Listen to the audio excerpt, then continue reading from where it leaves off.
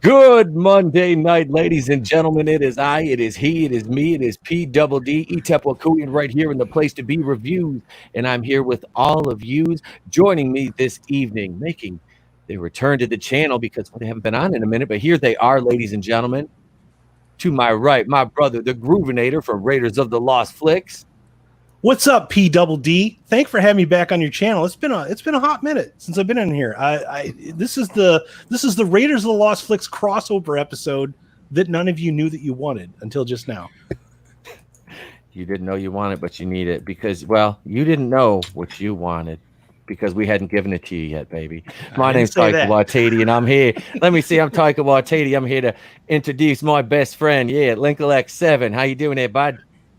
Screw you, Tom Holland. I'm the one who's having the real homecoming right now. Don't adjust your audio. You're not hearing it wrong, people. I'm back. I'm finally home to the place that started my YouTube career, the place to be reviews. And I promise you, there will be plenty of jokes about Pete getting pegged by Ruby Rose tonight. Why are you the way that you are? I hate so much about the things that you choose to be.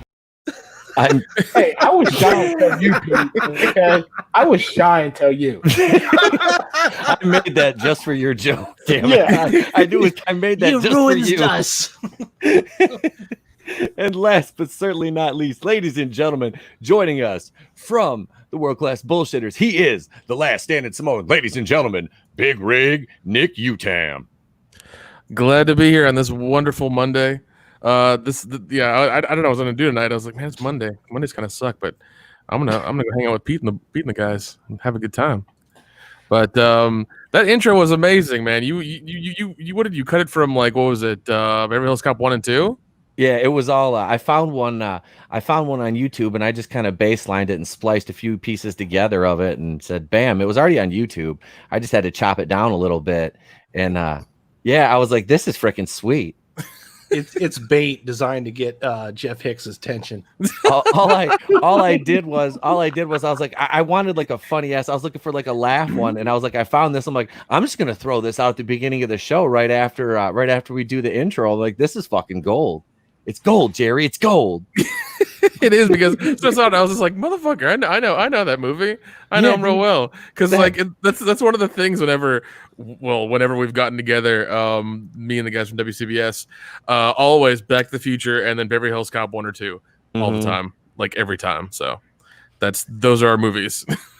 Oh yeah, dude. I got I remember because I saw that as a little, I saw this as a kid, and my dad is a retired Detroit cop, so I'm like, hey, Dad. He's like, can you take me to I want to see the precincts. So like in the oh, dude, we're talking like 86. So I mean, those buildings and everything it was pretty accurate. A lot of, it was pretty cool getting to see that. I was like, yeah, he has a lot of stories, but that's off air stuff. Yeah, I got a lot of records, a lot of vinyl. Good evening to Salvador. Hail, Salvador. Hail, Keely Chow, and hail to the men's room. You can find me over tomorrow in the men's room at 8:30 Eastern. I'll be over there, and I do believe we're going to be talking about some Walking Dead. So I'm looking forward to that. But tonight, ladies and gents, I got a little bit of housekeeping to do.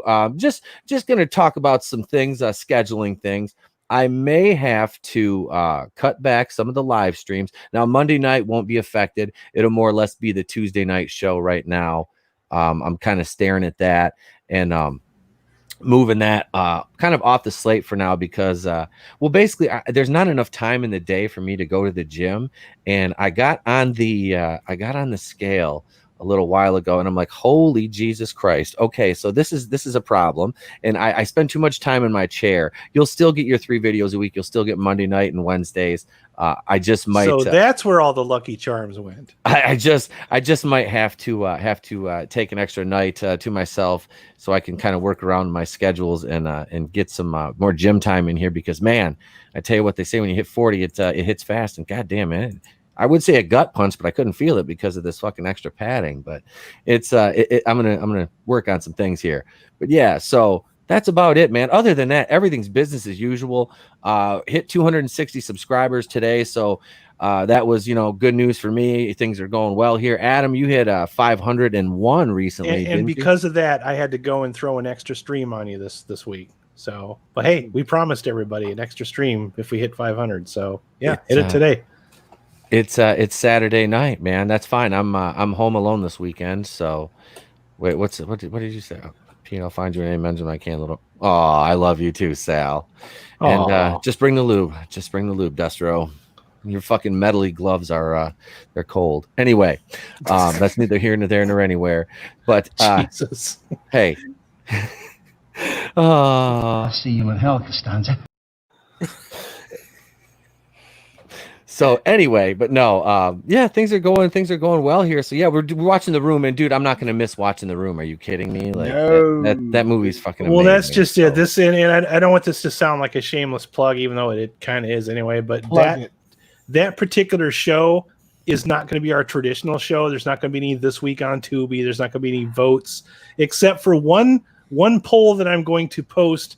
And that poll is going to be which one of you fuckers passes out first from drinking too much. So, or getting stoned or whatever the fuck it is you do. All right. You know what I do with the WCBS guys. You've seen the shit we've done. I think I know who it's going to be. I'm not going to say it out loud, but I'm putting money on a certain person. It'll be the three of them. So it'll be which one are you? Because somebody's got to drive the ship. So I'll be sober, but these guys will be fucking blotto by the end of the night. So yeah, I have snorted on a live stream because I've fallen asleep and gotten too drunk too fast. Like it's happened before. I muted my mic at least, and my camera wasn't on. Yeah, we didn't have you snore. That's for sure. I fell asleep watching the end of Alita because I had to drink every time Mahershala Ali looked like Blade when he put his sunglasses but we definitely lost him, and somebody drew dicks on your face for sure. Yeah, that was me.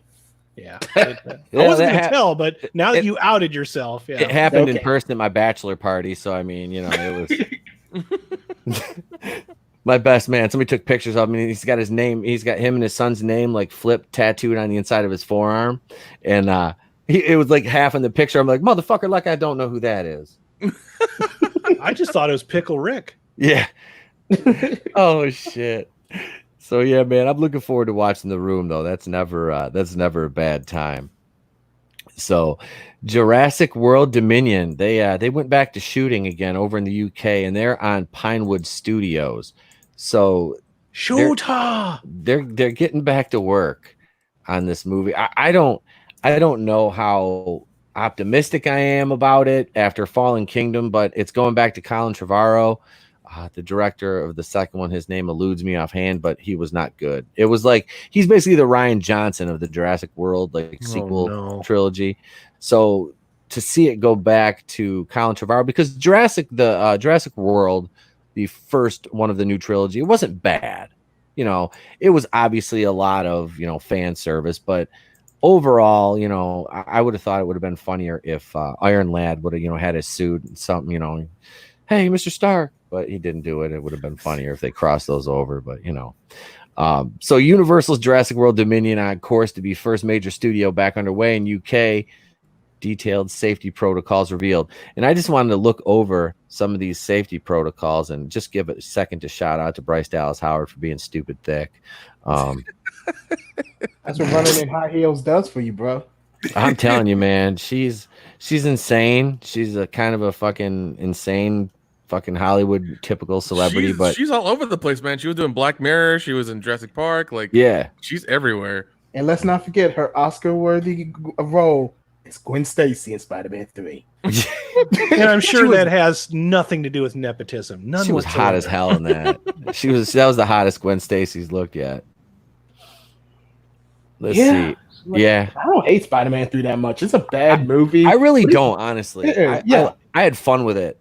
It's a bad movie, but it's not like Catwoman bad. Like it could have been saved. No. The thing with Spider-Man 3 is it's kind of like you can tell which part is definitely Sam Raimi and then the rest of it which is studio. Like you can feel the jilt. Yeah. Between Avi Arad threw in fucking, he's like, you got to have Venom in there. You got to have Venom. That whole setup for Sandman was so perfect. And then there's like this whole rest of a movie and it's like, oh, yeah.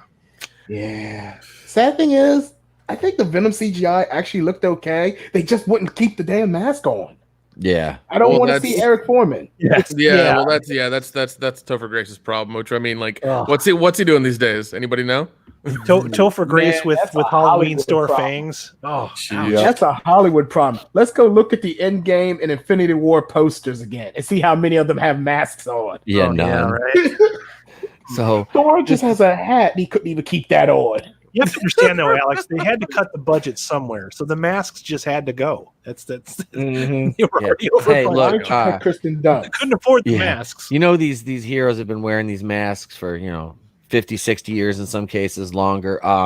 We're not going to have you put the masks on anymore because we're paying $25 million for Chris Evans. We want to see Chris Evans, Those posters for Infinity War are so 90s though. Remember in the 90s when like every movie just had faces of actors on the front of it, even if they were barely in the movie? Oh yeah. Yep. It's just Well, like I mean, that. it's better than the ones they had for the last 10 years, where it was just like blue and gray and black and like barely any face, and it was always this Dark Knight kind of like bullshit. I was like, what the fuck, man? Go back, give me the 80s, give me the 80s and early 90s posters where they were fun. Give me the blaxploitation posters. Bring back the God, Drew man. Struzan and shit, dude. Although while we're on Yeah. the subject, special shout out to Hugo Weaving and Carl Urban for V for Vendetta and Dread. Them motherfuckers never took the mask off. True. Yeah, They yeah, never took it off. that's true. That's true.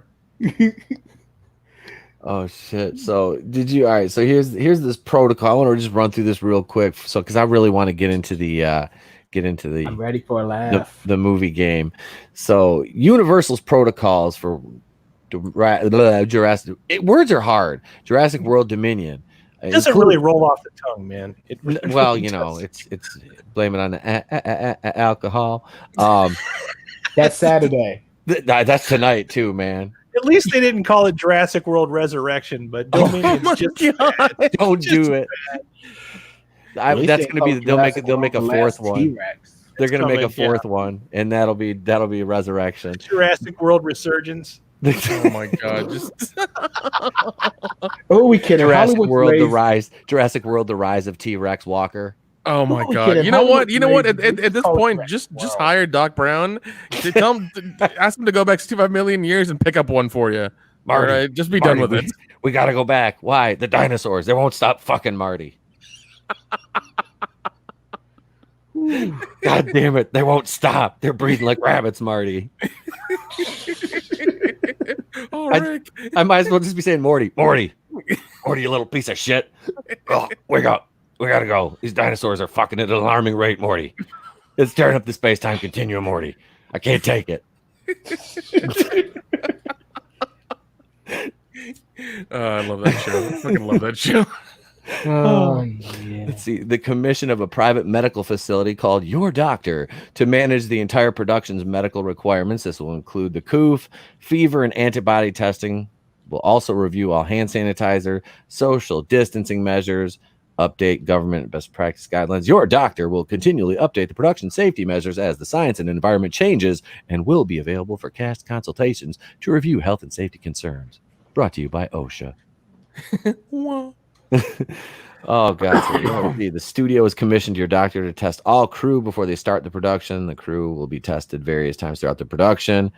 Will be antibody tested. Thousands of. Do you know how much money that? What they say? Jesus fucking Christ, man! Dude, they allowed it was like millions. I'll scroll back up. They allowed like millions of dollars extra on the budget just for this, which I mean, it's great because they're going to be able to get back to work and they're going to be able to closely monitor everybody's health. But holy shit, your movie's you better fucking pray that motherfuckers pour out to the theater to see this. The only thing that paragraph's missing is please keep your hands and feet inside the vehicle until the ride comes to a complete stop. Has Wait, that ever here. stopped any one characters from Jurassic Park? Hell no. That's a good point. All crew will be temperature tested every day and not allowed on site until complete. 2 walk-through temperature testing stations are being built at each end of Pinewood Studios with a capacity of 1,000 crew members. Over 2 hours, each test station will have a complement of doctors, nurses, and isolation booths. Are those for lap dances? Crews will be verified that they have been tested by a bespoke RFID system that registers when a crew member has been temperature tested. Crew will That is also be barcodes they and will scans. fuck me. They're getting barcodes. It's 1984. Crew will also be given a paper wristband for identification by security at a fallback. Additional temperature stations will be set up on goddamn words are hard on location as required. I'm Cleveland Brown and I approve this message. Oh God, I'm trying to picture the director making this movie. All right, places, everyone.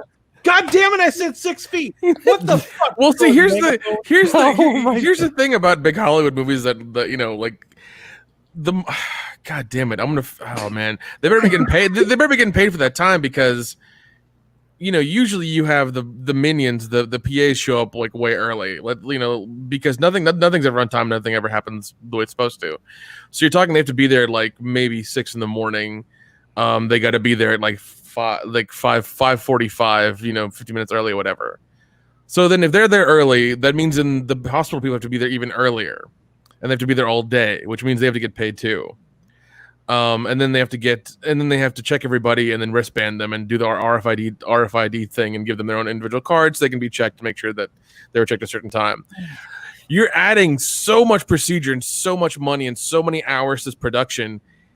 Oh my You're God. gonna have to cut it out of the fucking advertising budget. Because there's no way you can throw more money at it. Here's the thing: after you've shot a 15-hour fucking day, do you want to get tested again and then release and then go to your car and then try to drive back to your apartment or house or fucking couch to sleep for minimum 4 hours and then get the fuck back to work? No. You're talking. There's no way they're doing. There's no way they're doing this for more than 5 days a week. They cannot do a 6 day film week. There's no fucking way. They have to do a 5 day film week. It's got to be, dude. God, the studios are gonna have to pay out the fucking ass for all of this shit.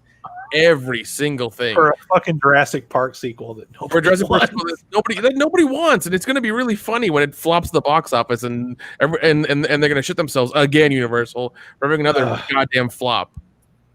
That's what they get for making. Stop making Jurassic Park. Bravo, fucking That's what they get. That's what you get for using fucking Blumhouse. Get what you God deserve, damn it! Murray. God damn it! Universal, hire me right now. All right, God damn it, hire me. Fucking, I'll make you some goddamn money. Or just give him money and let him hire us. You know, we'll do all right. Jesus. Oh, trust me, dude. After they hear my pitch for this movie later on, somebody better fucking hire my ass, because this shit is. I'm telling you, dude, it's gold. It's gold, Jerry. It's gold. Let's see. The studio is putting up 1,800 signs across Pinewood or more in this location. These will include reminders the crew members be limited in various locations, the need for social distancing, and one-way systems in operation. Nobody even pays attention to goddamn one-way things in a fucking grocery store. There are so many fucking moving parts to a production like this. Yeah. You think the whole idea is to get you done. Yeah, the protocol thing, I'm sure it'll last like maybe a week, the first week of shooting. That I doubt. It's gonna last like 3 fucking days. Everyone's gonna get real tired of it. Yeah. The testing's gonna be fucking impossible. I should, it's gonna last 3 or 4 fucking days. People are gonna be like, all right, just get fucked, or we need to make a movie. Because everyone wants to get paid because they're out of goddamn work right now. You know what this is going to wind up being, Nick? This is going to be like a movie with a lot of dinosaurs running around, like a lot of CG dinosaurs for like 75%, and 25% humans standing in front of green screens. Dude, they're gonna green screen. I mean, I guess they're shooting in Pinewood in the UK first. I don't know why they're doing that. Why they can't just shoot Atlanta and tax break. Well, no, there's a tax break in Atlanta. Yeah, don't truck everybody out and all your shit to the UK. Like, I don't know why the fuck you're doing that. Just go across the US to Atlanta, and I guess because Atlanta's really hard hit now. That's why. Fucking rioting. So, they didn't want to start shooting there. Oh boy. Yep. Yeah. So it's usually, well, fuck it. We'll go to the Brits. It's fine. It's not that bad, right? It's just probably. Fuck it. We'll go deal with Brexit. Yeah, we can handle Brexit. We'll do it live. Fuck it, we'll do it live. Fuck it. We'll deal with the blood pudding and Brexit. It's okay. Nobody got burned during Brexit. It's just such a I mean, I know you're trying to keep people healthy and whatever things like that, but even then, if somebody's got it, they're not showing symptoms, and like through the testing you find that they have it, but they're like still like okay, they're just asymptomatic. What do you do then? Oh, say an actor gets it, then what do you do? Mm-hmm. I don't even think they're trying to keep them healthy. I think they're just trying to keep the investors happy and convince them that we're keeping the cast healthy. Yep. Well, I mean, God, if this is just, I guess, medical theater instead of security theater, they're spending a lot of fucking money on it. It is, dude. It's smoke and mirrors. It's 100% smoke and mirrors. There's no fucking way they can enforce all this. Well, I mean, even trust me, if they want to, they really could enforce it with pay things and all kinds of other bullshit.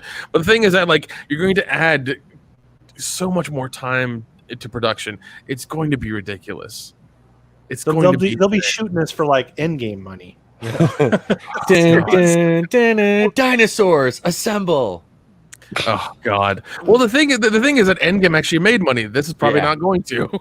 Yeah, that movie made fucking like what 2.7. It's like the highest grossing movie of all time. It's going to be a long time before something pulls down those kind of numbers. It's gonna. I know it'll break that fucking box office. What, Avatar 2? No, God, no. It'll be Rian Johnson, the first movie in Rian Johnson's Star Wars trilogy. Oh, yeah. You man babies, I'm gonna hit $3 billion because everybody wants to see a movie about Broom Boy. Nah, son, it'll be Cynthia Rock's mainstream return. It's gonna debut on that theater on the corner of Stunning and Brave. Right down there where you guys are waiting for the decision on is it woke. You guys are hanging out the corner of Stunning and Brave. God, that's funny shit. Just man, this is crazy. Let's see. Oh, the studio is also manufacturing 150 hand sanitizer stations to be positioned around Pinewood Studios, putting in 60 extra sinks. All crew members will be given individual hand sanitizer bottle when they start. Okay, so they have to run plumbing to 60 extra sinks. Okay. So what are you gonna know? And it's probably gonna be like the foot pump ones you get at like the fair or something. Yeah. Okay, so what are you gonna do when it's lunchtime or dinner time and they have to eat? What the fuck are you gonna do then? They ain't doing craft services. That's for sure. Is everybody that sit the goddamn grass and eat because they want to keep 6 feet apart? Well, what the those fuck motherfuckers are gonna be handing out Lunchables. Yep. Shit, dude. Can you imagine that? They bring Sam Neill back. Pretzel flips. Right? Sam Neill comes back for probably what might be the last Jurassic Park movie ever. And we said that about 20 years ago. Yeah, true that. He's sitting there. Sam Neill and Emerald Holdo are sitting there eating Lunchables together going, ain't this some bullshit? Ain't this a goddamn kick in the ass? Sam Neill's going to come out of this time to retire. Sam Neill's going to come out of this experience thinking, God, I thought Omen 3 was my worst movie. Jeff Goldblum will still be in character from Thor Ragnarok. Oh, God. Don't bring that up. Playing the Grandmaster. Jeez. Hey, apartments.com. Change your apartment. Change the world. I'm the guy who admits I do consider Jurassic Park 3 a guilty pleasure. I think it's bad, but it's somewhat enjoyable. Dude, same. Two is pretty bad because T-Rex is taking over LA. Yeah, dude. It drinks out of a pole. Yep. God. It clearly eats a dog. It runs down the street and bashes into a bus. Like, it's a ridiculous movie. Mm-hmm. Oh, God. Actually, that's not even the most ridiculous scene. It's the girl that does the flips, that bonks the fucking dinosaur in the head after doing like the little aerobic thing or the fucking acrobatic thing. She like flips around on the yeah. Kicks the fucking velociraptor in the head. That's what did it in for me. I was like, nope. Check that was funny because that's the one, like I said, where they took the the T-Rex to, was it San Diego or LA, and Spielberg always said, those aren't monster movies, and then it motherfucking turned into Godzilla basically. Yeah. Or King Kong, basically King Kong. I'm sorry. Excuse me.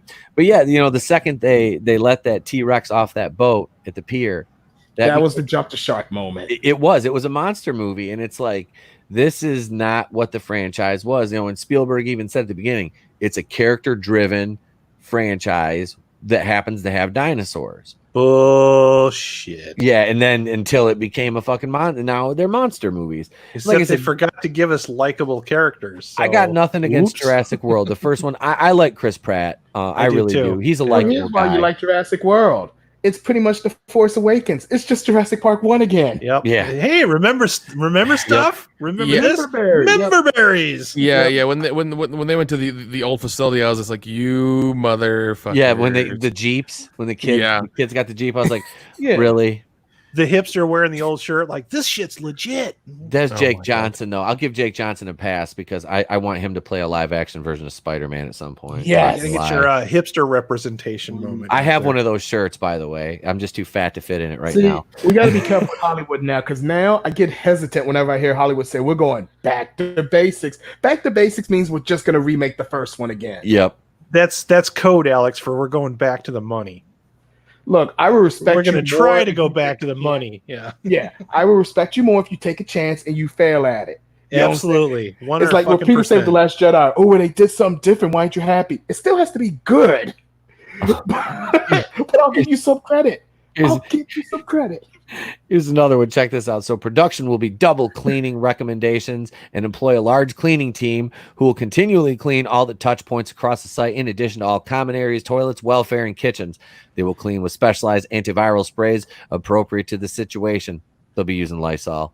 In the fucking evenings, all toilets, communal areas, welfare areas, kitchen, trucks, and sets will be antiviral fogged. Props, grip, SFX, and camera will be specialized in anti-static cleaning systems. That's a lot more money right there, it sounds like, too. Bullshit. Yeah. So, okay, well, I mean, the cameras they use are usually like RAs or Reds, and these are cameras that I don't know if you've ever seen these cameras or know what they are, but they're not like the camcorders you pull out and it's all pulled together. These are cameras that are in like 500 pieces or 200 pieces or something. You have the body, the lens, the gates, the mics, the recording stuff, the viewfinder, the video stuff, the sound stuff, the wires that go in there, the batteries, the holders, the tripods, and whatever else they're attached to make the thing look smooth. So you're going to then take that apart during fucking lunch, clean it, and then put it back together? Somebody Go fuck yourself. Get lunch that day. Yeah. It's like, hey, think about it. If you could teach the guys that fold the pizza boxes really fast to take apart the camera really fast and clean it, there you go. Once again, these are people who once again have to be on set, not just the your doctor people. Yeah. They're having to be in the middle with all the other PAs and things like that. So they're adding traffic to what's already going on in a crazy set environment, and they're adding more people there, more bodies, and more people that have to be and you're trying to clean stuff as people are running around making a movie. Once again, I give this 3 days. 3 days, and they're gonna be like, get the fuck out. Nope, we're going back to normal. Just long enough to keep the investors happy, and then all right, shoot. And then the investors are going to start to get edgy after 3 days when there's a shitload over budget already or something.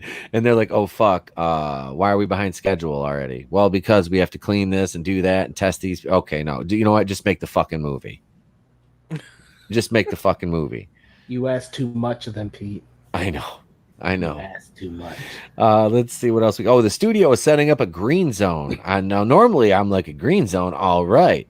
But this is for shooting the cast and crew, which have an enhanced testing environment. The green zone will be policed to stop any untested crew from coming in as a further measure to prevent any spread of the COVID. The green zone is for loading and unloading of vehicles. Anybody in the green zone will be towed. They're going to police this shit like, oh, this is just going to be, a hot mess. Go ahead, Nick can't even. I'm trying to, because I know how these things work, and it's just fucking frustrating to think about how this is going to work. Because I know if I was on this set right now, I'd be like, I think the second day, I'd be like, fuck you, I'm going to my job. I need to go get shit ready. I'm already getting yelled at on my goddamn walkie. I need to go do shit. I'm fucking sorry. If I get COVID, fucking fire me. But other than that, I need to go do shit. Okay, I need to go load the honey wagon and work on some shit. Okay. Yeah, it's basically, I'm pretty sure the way it works is with celebrities that they come in and they're either their own car, they're usually driven there, or they're close by, and a fucking Airbnb or some house they rented or an apartment or something nice. So then they have to get driven there by somebody. So then that person has to be clean, and then the celebrity has to be clean. They then have to get dressed, or they have to be put in makeup or get dressed first. I forget how it goes. It's one or the other. So then the makeup facility has to be clean, or the dressing area has to be clean. Mm-hmm. And then they have to get dressed and then go to the other area, makeup or whatever. Then once that's done and they're getting called to set, they have to get dragged to set through everybody the fuck else who might not be 6 feet apart, and then be put in the middle of the scene when they're ready. That's not counting the hours it took to set up the scene, to set up the light, to set up the camera, set up the sound, to then block the shot, figure out the camera stuff and everything else, the movements, the everything, and all the shots they have to do that day. They might have 100 setups that day. Now, just so you know, a setup is like, say they do they do an over the shoulder shot between Pratt and the chick. Okay, let's say it's one camera over his shoulder to her. That's one setup. Then when they change it up, they have to change the lighting, then change everything else, and then set up the over the shoulder from over her shoulder to him. That's another setup.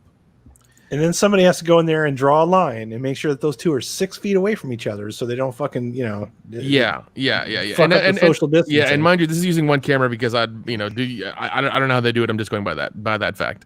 So imagine doing that 100 times that day, and then having to do all the shit in between that. Mind you, there's also probably a minimum movie like this, 100 crew members of just crew, from PA to the director. Okay, now then you're adding another, let's say 30 people for cleaning on top of that inside a fucking studio in Pinewood in the UK. Good luck. So that's gonna be a shit show. Yes, I give it 3 days. It's gonna be a disaster shoot. Yeah, that is gonna be a fucking hot People are mess. gonna die making that movie. As they should for making a Jurassic Park 6. I refuse to call it Jurassic World 3. Honestly, Apocalypse Now sounds less complicated than that shit. I mean, I guess one good thing to come out of this, it can be worse than Black Christmas. This is true. Oh, I'll give the movie that much. There's no fucking way it can be that bad. It can be worse than Black talking about Black Christmas again. Shut the fuck up, Donnie. Shut the fuck up, Donnie. Goddamn Black Christmas. Oh, It'll haunt us forever. that movie, like I said, I was dead set on like the Black Christmas. Was it not Black Christmas, but that versus the Magic Christmas Tree. I'm like, nothing can be worse than the Magic. That's like day and night, dude. Come Nothing on, can be worse than the Magic Christmas Tree. not even the rapey giant in the Magic Christmas Tree could be. No, God, that was a rape. The Magic Christmas Tree is innocent compared to Black Christmas. The drunk happy witch out in the front yard. Hey, Timmy, I'm shit tree- faced in a Christmas lawn tree is chair. bad, but it's kind of hilarious to talk about it. Black Christmas, Absolutely. Black Christmas just hurts your soul. yeah, It does. It makes you lose faith in God, man. It does. Like whatever deity it is that you fucking pray to, Black Christmas will just suck that right out. Part of me you. died in that theater that day. Like I was ready to just give up on mankind as a species. No, I gave up on mankind. If they can create something like that, it's not worth saving. Black. Yeah. I'm just saying. The whole beer flu kind of happened after that movie. I'm just saying. I'm thinking Black Christmas created the Brew Flu. I'll subscribe to that. Oh theory. my god. Absolutely. Well, I mean, even then, Universal, like, how do you fuck up this much? How do you fuck up this much to where you're like, all right, we're gonna continue shooting Jurassic Park. You know what? Just cut your goddamn losses and be like, sorry, we're done. We're not gonna do it anymore. We don't want to do it. We'll pay everybody's the contract and just Tom get the Cruise. fuck out. Some bean counters probably sat somewhere, Nick, and thought, okay, it's cheaper to just go on and go through all this bullshit and finish the shoot than to just shut it all down. And I feel like this shoot is going to be a guinea pig or a dry run for what Hollywood's going to try to do moving forward. It could be, yeah. And oh man, it's going to be a shit show once again. 3 days. It's going to last 3 goddamn days. It's Also, not gonna this do any more. is a Universal movie, so they're not exactly they're about like 1 in 10 on successes compared to flops, because this is the same studio that did Black Christmas, Doolittle, and Fantasy Island like within months of each other. That's true. And they also had their wonderful Tom Cruise mummy movie that nobody fucking wanted. I didn't see that. I never saw the Tom They Cruise. spent some money movie. on that, and I don't. Listen, and it all went to they Tom did. Cruise. Trust me, Listen. I watched it because I was just like, okay, I did too. Nick. I want to see how bad this is. and it's basically a Mission Impossible, but with like a supernatural feel. And it really is because I'm just like like and apparently like I was reading an article afterwards saying that like he took over everything. He was the director, the producer, he was everything. Like the director was just there to catch a paycheck. I can't blame Alex Kurtzman for The Mummy because was Kurtzman on that? I can't stand that fucking. He's the director of the movie.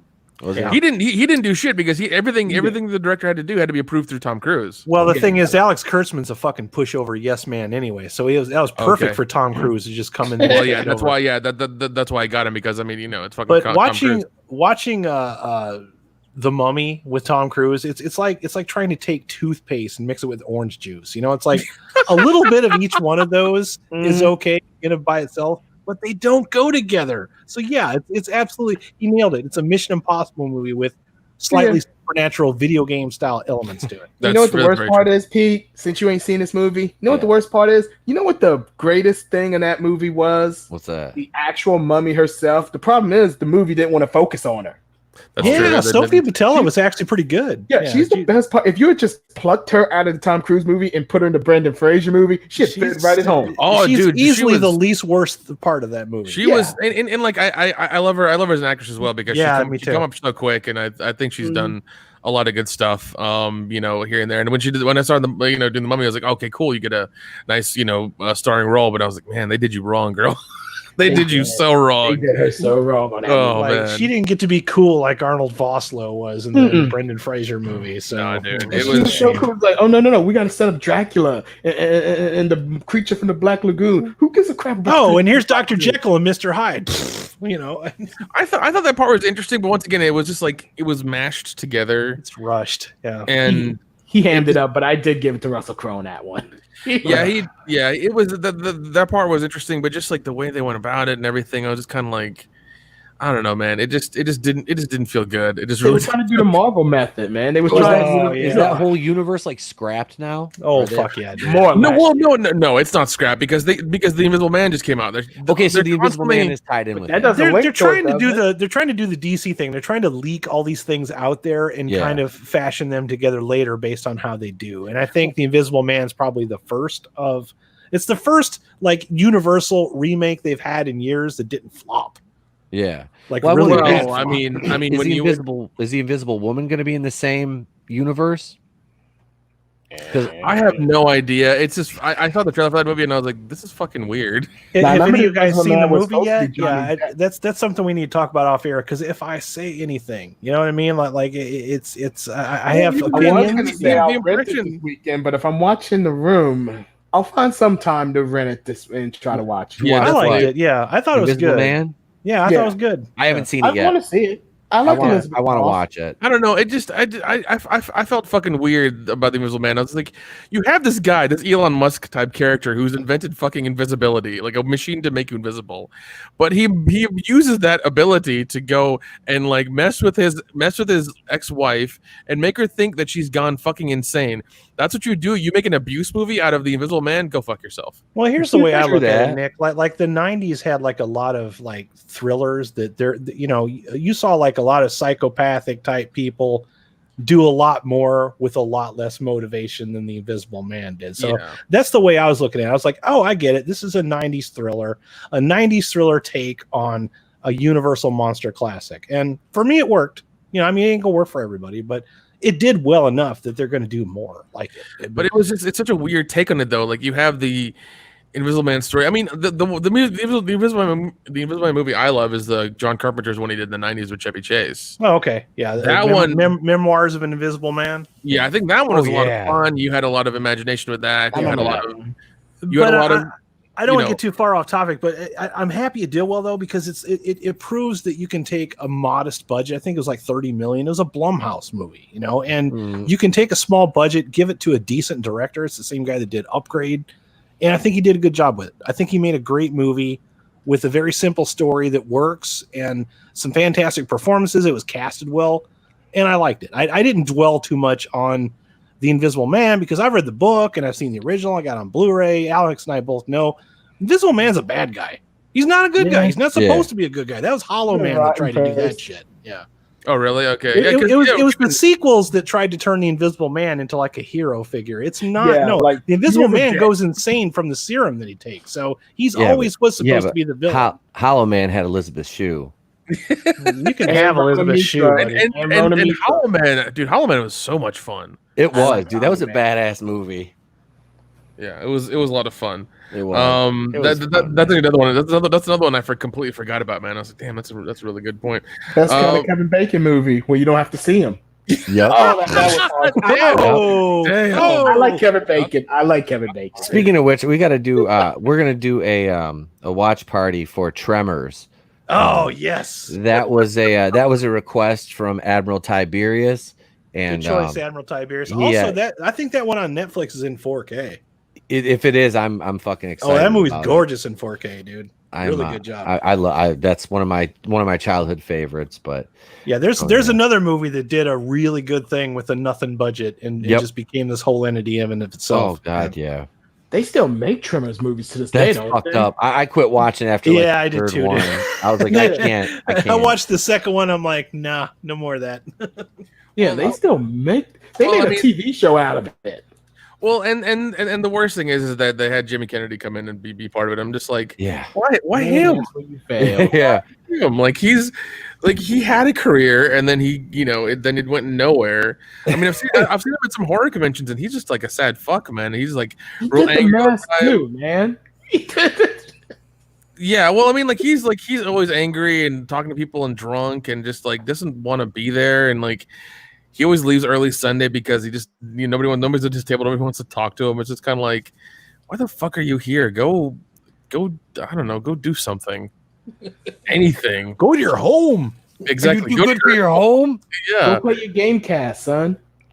Yeah, exactly. Like it's just like he's just a very sad individual, and I'm just like, you've done it to yourself. You have done that yourself. Look, he'll always have Scream.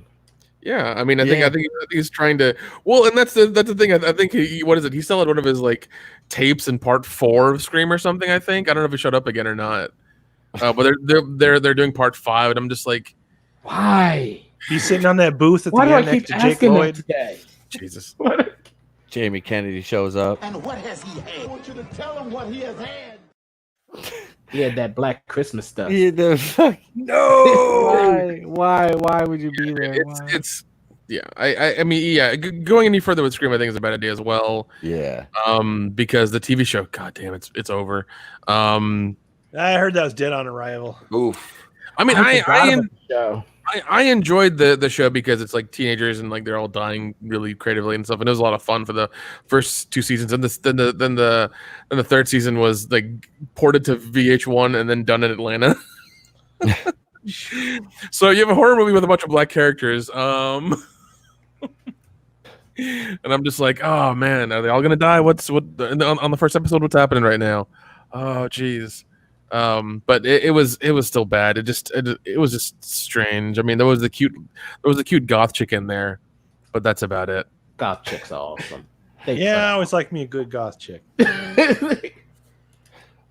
Oh, yeah. Well, what's her name? It's suicide. You don't Never say no to a potential Elvira. Oh shit! So before we got segued here, we were talking about Jurassic World Dominion, and I wanted to do a game we did a couple weeks ago, and we kind of came up with a new movie, or had to have a movie directed by a certain director. Well, I kind of bringing that back tonight in the spirit of Jurassic World Dominion. So the game is you have the budget, you have $150 million budget, but Jurassic World Dominion is directed by Andy Sedaris. How does the movie go? Sorry. I love Andy Sedaris. Adam, do you want to start? Sure, because I don't have a lot. I'm going to get in trouble because I didn't do my homework completely. Man. But when you told me that, I giggled. I'm like, oh my God, Andy Sedaris. Well, first of all, so you're thinking a budget of like, what would be like 160 million for something like Jurassic? 130. So at least 100 of that is going to go up Andy Sedaris's nose. Okay, so that right there. Then take, say, another $1 million, and there's going to be a radio-controlled helicopter, all right, that like a miniature version of the one where you see in the first Jurassic Park, but it's going to take like little miniature figures of, Jeff Goldblum and who's the guy that narrates the BBC shows? Richard Attenborough. Richard Attenborough and all the characters. They'll be in the little miniature. All right, it'll look like that. Like you think, oh, there's the helicopter, and they'll be playing the na na na na na, but it's a radio controlled helicopter. All right. Then as it lands on an island, like a big dinosaur, like stomps on it, but then it explodes. Okay, but it's gonna be like a rubber dinosaur foot because this is an Andy Sedaris movie. It's not gonna be full-blown CG because, like I said, 100 million went up Andy Sedaris' nose. So we've already established that. And then basically it's going to be those the actual helicopter will come later. All right, those people will get lost on the island, and the girls from Lethal, the big booby ladies from the other Andy Sedaris movies that we love so much, they will be tasked with rescuing the hostages from the rubber dinosaur puppets. How's that? I like it. Yeah. You figure at least 20 million to go on the boob job. So, I want her tits looking pristine for this shit. I had no problem with that. We'll spare no budgetary expense on these tits. No expense spared. Yeah. None whatsoever. None. Spared no expense. Who wants to follow that? I'll go. All right, since Andy Sedaris, and he likes his cast full of women. I'm just gonna go through the celebrities in Hollywood that he would pick and have them do various things in his movie. So we start off with Alexandra Daddario chartering a plane to said island, and the pilot happens to be Margot Robbie. Nice. And they're flying to the island, have a lot of nice those wide shots, those plane shots, and everything like that. And all of a sudden, Margot Robbie has to change in the back for just reasons because it's Andy Sedaris. They get to the island and they meet the scientist who is Scarlett Johansson. All right. So they meet her and they bring them to the house they're going to stay in, and apparently it's got a hot tub, and it's been a long flight and a long day. Well, what do you know about that? They all get naked and they get in the hot tub. All right. And they all need. It's been a rough day. They all need back massages, and you gotta let the girls hang out. I'm like, it's just kind of like they're all girls. It's okay. Even though one of them might be a nuclear scientist, it's fine. They need to relax. It's 2020. Yeah, it's 2020. No judgment here. So you go through that whole scene. And that scene's at least 10 minutes of exposition. It's at least 10, maybe 30 minutes. Whatever. Of them doing their thing. Then you finally meet. Then they go to the facility. They drive in their Jeep. Their Jeep, and Margot Robbie and Scarlett Johansson have to change clothes in the back of the Jeep on the way there because It's Andy Sedaris because reasons. The right outfit for the right occasion. Right outfit for the right occasion. We need to document that. That is transitional material. Yes, it has to be documented because reasons. Then they meet the first man we see in this movie, Chris Pratt. He's still wrangling the dinos, still doing his thing, still holding his hands up and calling out names and whistling and shit, So they did that whole thing, the introduction, and somehow he is smitten by all the women there. And, he's been around the block a couple times because he's the only man on the island, the only one who knows how to deal with the dinos because it's fucking Chris Pratt. The movie keeps going on, things happen, science shit goes on. All of a sudden, the alarms go off and one of the dinosaurs is broken out. Oh no. The dinosaurs are ravaging the island, killing people, pulling up weeds, all kinds of shit. We don't know what's going on. And Chris Pratt is like, I got this. Remote control helicopter. Yes. He uses it to surveil the island and start tagging the dinosaurs so they can they know where they are and they don't get lost. Start shooting them with the fucking air gun out of the fucking helicopter. Well, that's as far as I got. That's good shit. Yeah, that's as far as I got. I think the two of us belong in a writer's room. That's Yeah, what I'm but thinking. Damn it, Pete! Stop disappearing. What I came, I was trying to keep up with it on my phone. When I heard it, I'm gonna go back and listen to it. I got the timestamp. What I came back in on was fucking. I want the first half of that now because I'm like, wait, how did we get here? How did we get here, Nick? I like it. It's all you guys' fault for showing me all those wonderful Andy Sedaris movies. Yeah. Guilty. All right. I have no regrets. Oh hell no, I don't either. Alex, go ahead, man. God, maybe I should have went first. My story's not gonna be anywhere near Follow up any of that. Come on. Now. Okay. Okay, my story is about a Cuban, the son of a Nazi and a Cuban immigrant named Hans Salazar, who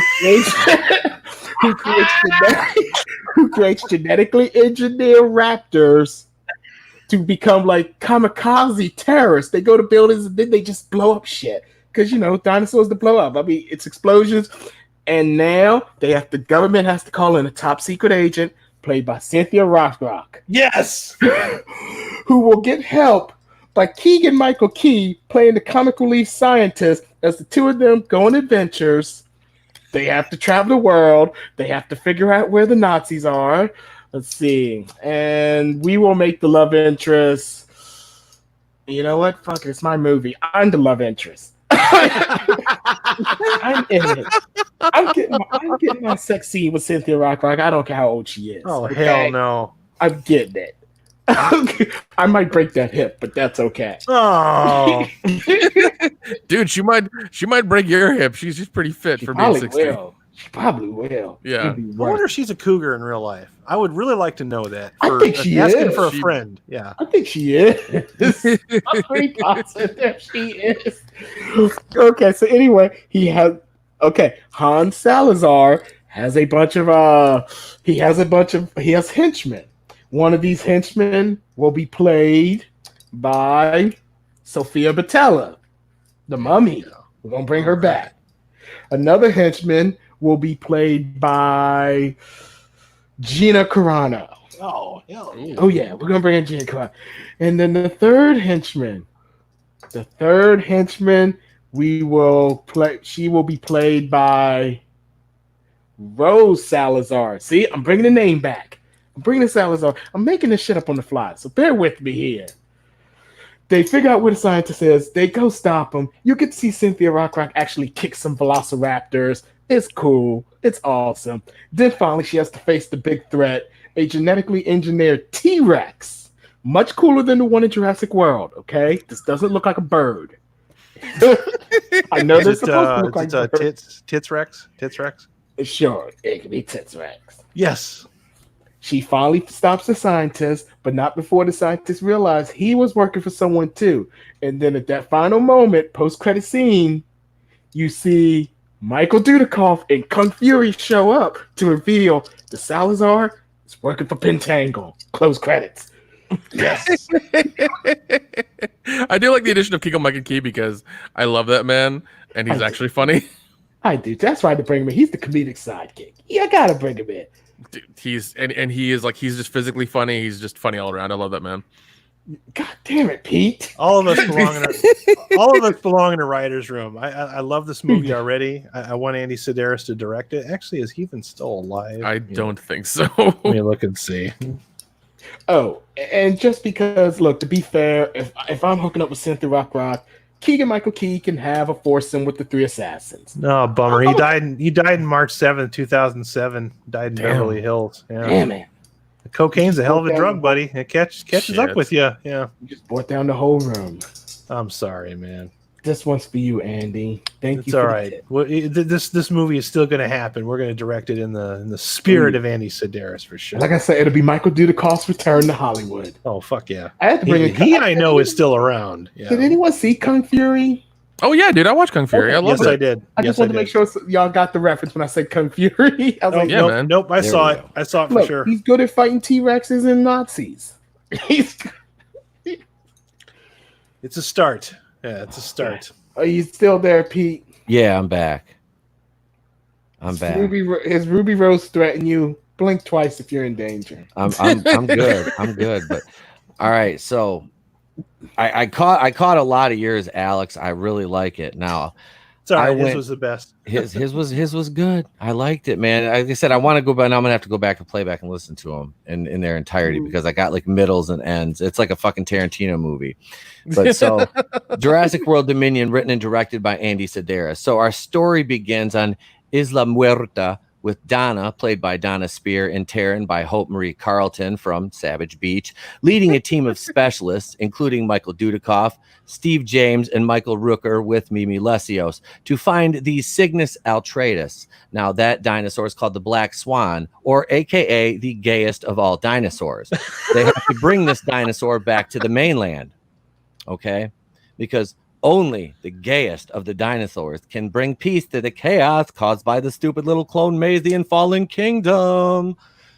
So they have to get this Black Swan back, the Cygnus altratus. After fighting off a group of mercenaries who were also after the altratus, Donna and Taryn make their escape in the Molokai cargo plane, narrowly escaping the clutches of Al Long and Don Neum, aka you know who I'm talking about. Yep. And blowing them up with a radio-controlled helicopter and shooting them with a PVC RPG simultaneously. If I've got a big budget, we're still going low budget. We're going to make it look big, though. We're going to have a shitload of explosives. I was going to say, all that money's going on Coke and Mai Tais, dude. Don't even worry about it. So after a few major skirmishes and a lot of rubber suit dinosaurs attacking miniatures, our heroes, Donna and Taryn, have made it back safely and sexily to California, where the main stronghold of dinosaurs is located. Now, this is all after Fallen Kingdom, and they have to link a telecom satellite that will correspond with the frequency to render the dinosaurs docile. Yes. Dudikoff, James, and Rooker and Lesios have positioned the altratus to take Congress with the main dinosaur leadership, but on the way to the meeting, they're ambushed by Brian Thompson and his band of New Age thugs. They call themselves the New World Order, a little group from the movie Cobra, if you haven't put that one together yet. A group tasked with keeping the rampaging dinosaurs from being caught. So chaos rules across the land, and it makes their benefactors very rich. Thompson is killed by the tandem of Steve James and Mimi Lesios in a boss fight, with James getting the finisher after Thompson is blinded by Lesios. Dudikoff and Rooker dispatch the remainder of the NWO goons, and Altratus has a three-way with a T-Rex and a Spinosaurus. And the dinosaurs, and after that, the dinosaurs agree to move to a designated safe zone, devoid of any intelligent life, but an environment that civilized society gave up on long ago. The dinosaurs will relocate to Portland, Oregon. The Black Swan got on a show about Bravo, a prehistoric gender reassignment surgery. So the Cygnus altratus achieved some fame. Now, the end of our movie sees Donna and Taryn, Dudikoff and James, Lesios and Rooker in casual evening wear, celebrating and laughing while enjoying cocktails and reveling in their success. As that scene fades to black, though, we cut to a dark chamber in a very old-looking tapestries. A smoky haze hangs in the air. A familiar voice breaks through the shadows and says, "These nobodies have made fools of Pendangle for the last time." Pan upwards, and it's Robert Loggia. He stands laughing, smoking a cigar. The room slowly lights up around him. It's a chamber filled with hooded Pentangle members and 5 large cages in the middle of a hall, all of which contain a fully grown raptor. The lights fade out as the raptors shriek while Pentangle members chant along. The end, and I set up another sequel. God damn. So me and Pete both set up a Vision Force sequel.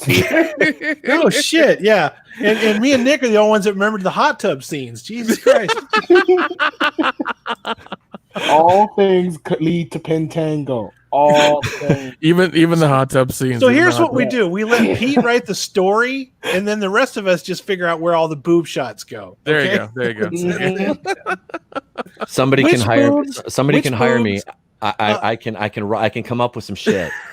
we decide which boobs, the frequency of the boobs, and the distance between boob scenes in the movie in order to make it work.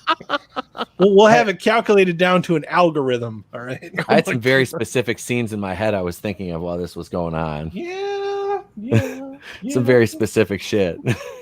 I was like, no, I need some Michael Dudikoff and Steve James. You know, Steve James, we gotta find somebody who can do some CGI work for him. So R.I.P. Andy Sedaris, we miss you. You would have made a hell of a Jurassic Park sequel. Jeez. Call up Corman. He ain't doing much these days. This is true. We want you to make it like the Fantastic Four movie, but with dinosaurs. So nobody's gonna watch it. Is that what you're saying? You know who we had direct the next Jurassic World movie, Nick? Lloyd Kaufman. Shit, man. Lloyd fucking Kaufman will have it produced. Jesus, it would be Toxie versus the dinosaurs. You know, Traumaville crossover, dude. Oh my! You say that like it's a bad thing. I'd watch the Toxic Avenger fight dinosaurs. I've seen all 5 of those Toxic Avenger movies. I fucking love all of them. Wait, I thought there was only 4. So bad. There are 5. There's like 5. Yeah. Yeah, I didn't know they made a 5th one. There's a 5th one that I saw. I don't know. I think it's a little bit more recent than the other ones, but yeah, the first 4 are like amazing. Yeah. Oh yeah. Yeah. Well, I mean, the thing is that once you release something like that, it would probably make more movie than this one's gonna make. So, you know, for sure. It's called giving customers what they want. It's a fucking crazy principle, man. You just make something that people like. That's a deadly standard. It sets a precedent if you do that, Adam. See, I could never be like a writer though, because I'd be like George Costanza. I'd be on the set telling the fucking actors, hey, look, look, you need to do it this way. Be like, the guy'd steal raisins. I'd end up yelling at him. Look, well, I mean, the thing is, like, you know, writers, like, yeah, every now and again, the writers are, you know, will be on set to do certain things, or if something like messes up, whatever, they'll be like, okay, hey, do this. Can you write a scene real quick to like cover these things real fast? I mean, that's rare, but that does happen. Yeah. But then you'd be like Peter Benchley fighting with Steven Spielberg, like, no, we're not going to drown the shark at the end of the movie. You kidding? We're going to blow it up like an oil rig. It'll be great. The fucking audience will love it. Do your job. I don't care if you wrote this. This is my fucking movie. Hey, man, and we forever know Jaws now for a reason, you know? Right? Yep. Yeah, I don't know. It's all creative stuff, and I mean, it's all just like, you know, trying to have the best ideas put to the top and make sure everything, you know, is good. Oh, absolutely. Yeah. Oh, good. That's a word up there that with like hope, you know, good hope. I've forgotten those words. You know, it's hard to keep those in context these days with a lot of things, especially like entertainment, dude. There's like so many movies I'm waiting for them to come out, and it's like some of them are going to be good, some are going to be dumpster fires. But on the other hand, it's like I just want some new movies to come out now. Next, we've got the watch party Saturday, so Friday night I will be I'm going to have to recuse myself from the show because I'm going to go watch Goonies at my theater. Oh, nice. Now, I would not do that normally, but I did not get a chance to see Goonies when I was a kid, and I have a chance to go watch Goonies in my local theater. The opening, you know, it's coming back now. This will be the first showing that they've had since they closed down, like March, I think it was. Yeah. So yeah, I'm gonna go check Goonies out because they only have one fucking showtime. Only have one showtime. Oh, that's this Friday? Yeah. Okay. They're doing it like Friday, Saturday, and Sunday. And I was gonna go Saturday, but then, like I said, you got the 500 subscriber thing. So damn you, Adam. We're gonna watch The Room. So it's like if I'm gonna be here, I fucked it all up for everybody. If I'm gonna be here Saturday, no, it's not your fault, man. It just happens the way it happens. But it's like I'm gonna have to miss one of them. You know, I'm like, so. But yeah, so I'm gonna go watch Goonies because Sunday I can't do Sunday night. Right on. We'll bring in a guest for Friday. Well, maybe we can connive somebody to come in on the show on Friday. You know the funny thing is, Pete, my first time seeing the Goonies was like 1 to 2 years ago. It was also in the movie theater though. Really? So I was lucky enough that I've seen the Goonies in theaters in like 2017, 2018. It took you that long to watch it? What the hell? It took me that long. Look, Nick, I have things to do. Okay.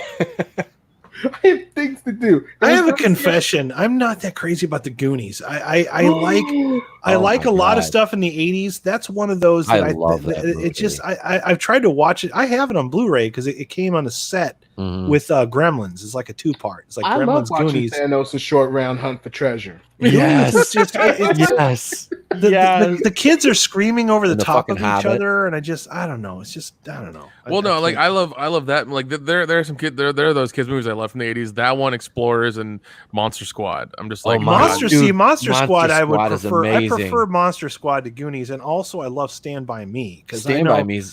When I was growing up, Stand By those Me. kids acted like I did when I was that age. Like absolutely. Like that movie's incredible, dude. The That is Wolfman's got nards. Wolfman's got. oh my nards. god, dude. those kids too. Yeah. Holy shit, dude! Me and my little sisters watch that movie so many Name times. is Horace. And I remember Dracula calling a little a little girl. You a little bitch. bitch. Whoa! Right before he's about to kill her. Like, you, I remember because I remember I said that shit to my little sister. She said that. He's like, you little. I looked at her. I was like, you little bitch. And ask Allie. She'll probably tell you I said that shit to her. You could say the cocaine took over that production big time. Oh yeah. They're like, hey man, look, It's this would the be really 80s. funny if we have Cocaine took over Wolfman. Like everything. Wolfman would just be tossing cops around. Fucking Dracula's gonna be calling little girls little bitches. Have Wolfman get kicked in the nuts. Yeah, we'll do some crazy shit. And it's like, wait, what? What the fuck are you talking about? I don't know. Mommies will just be walking everywhere. It'll be cool. Don't worry about it. They should have had. They should have had fucking Land Shark.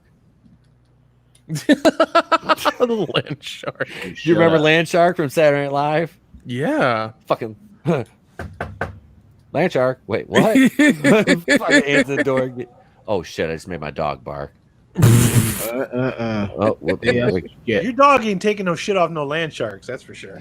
That fucking little shit. She's like 20. I got on the scale with her the other day. I got in there with myself, and I was like, oof. And I got in with her. I was like, oh, you're so dainty, but I'm a fat ass. The funny thing is that the guy who played the Wolfman in that movie, John Grease or whatever, Grise or whatever, he was also a wolf in Friday Night 2.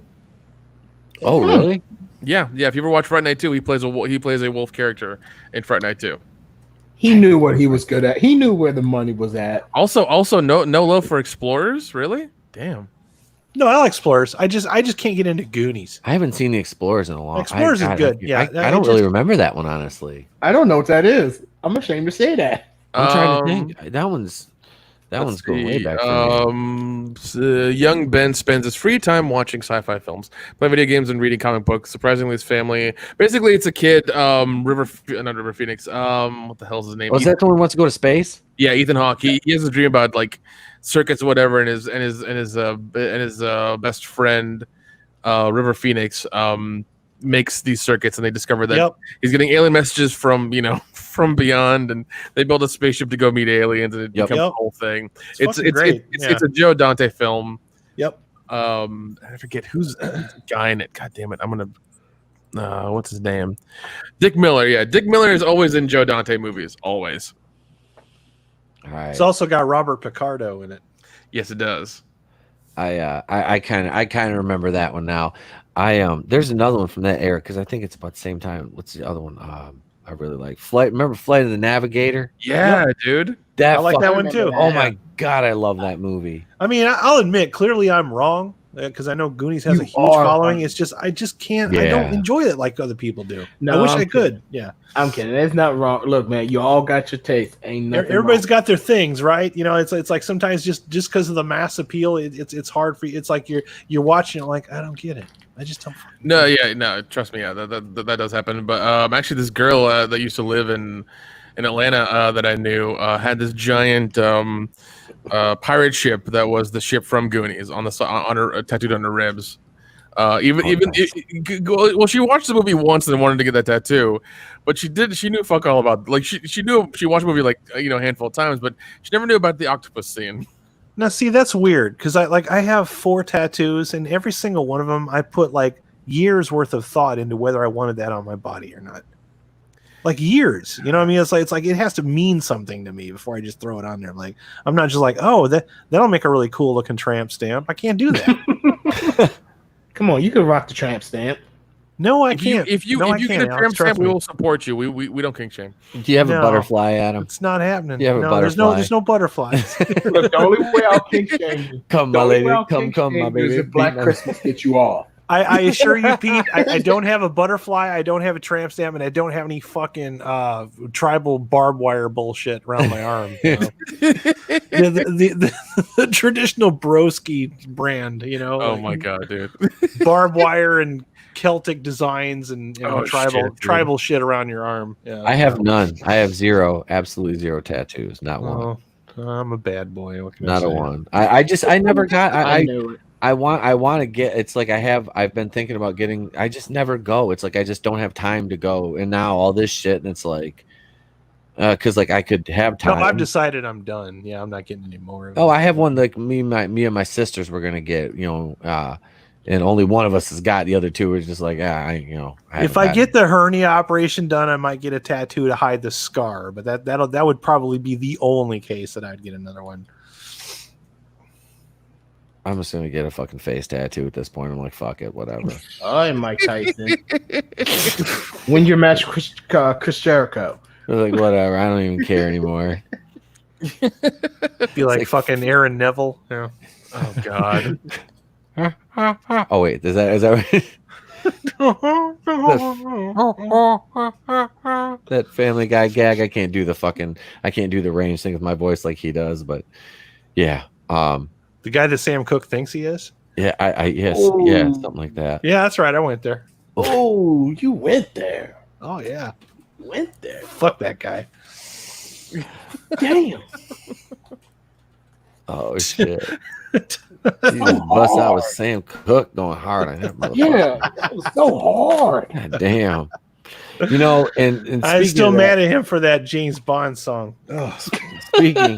Speaking of going hard, you have pissed off a lot of people when somebody says, I'm going to shit on your motherfucking roof. And Steven Amell's neighbor took a shit on the Aerostar's roof. Aerostar Steven Amell's neighbor has defecated on the roof of the actor's home, and he has the photo evidence to prove it.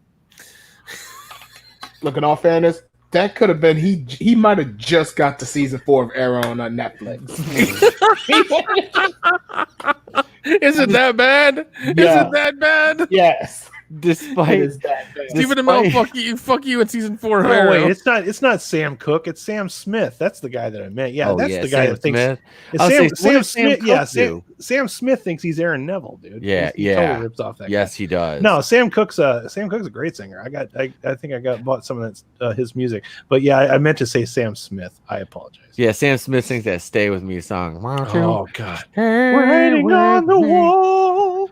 Oh, all right. It ain't quite that spicy anymore now. Now that we know who you you killed the joke, Adam. You killed the joke. Fuck it.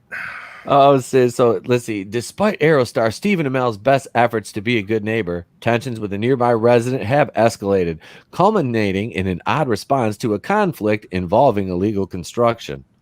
Amell's neighbor evidently defecated on the roof of the actor's home in response to Amell and his wife complaining about an illegal construction project that has been in the works for over 3 years. The actor posted photos of his neighbor's act the day after the foul act was committed on social media as proof. Online responses have varied, but generally consist of a combination of shock and humor, some referencing his time as Green Arrow. Oh no. Oh, here it is. Oh. Wow. Damn. That's a big one too. Like, yo, how much corn did you eat for breakfast? How did he not hear this motherfucker up there? Look at our next door neighbor has been illegally doing construction for 3+ years. Cass got upset with her after we did everything we could to be neighborly. Cass called her out multiple times on Memorial Day weekend. The next day, she snuck in our backyard and shit on our roof. Wait, so this was a woman who, in the middle of the night, snuck on the roof and dropped a deuce, and then fucking left. Wait, that's from a woman? Yeah, I want to know. Did she put on like a Batman outfit when she did it? Like, oh fuck, I'm gonna go shit on fucking Arrow's roof. A fucking ski mask Arrow. and gloves and shit. I told you, she probably thought like, look, I'm gonna be a good neighbor. I'm gonna finally watch Arrow on Netflix. She finally got to season 4. Like season 3, she's kind of on the edge, but she's not. Season 4, nope. I gotta shit on this man's roof. Hey, Arrow. Hey, Arrow. I'm Batman. Go fuck yourself. You little prick. I had a good amount of cornflakes for this today. Oh.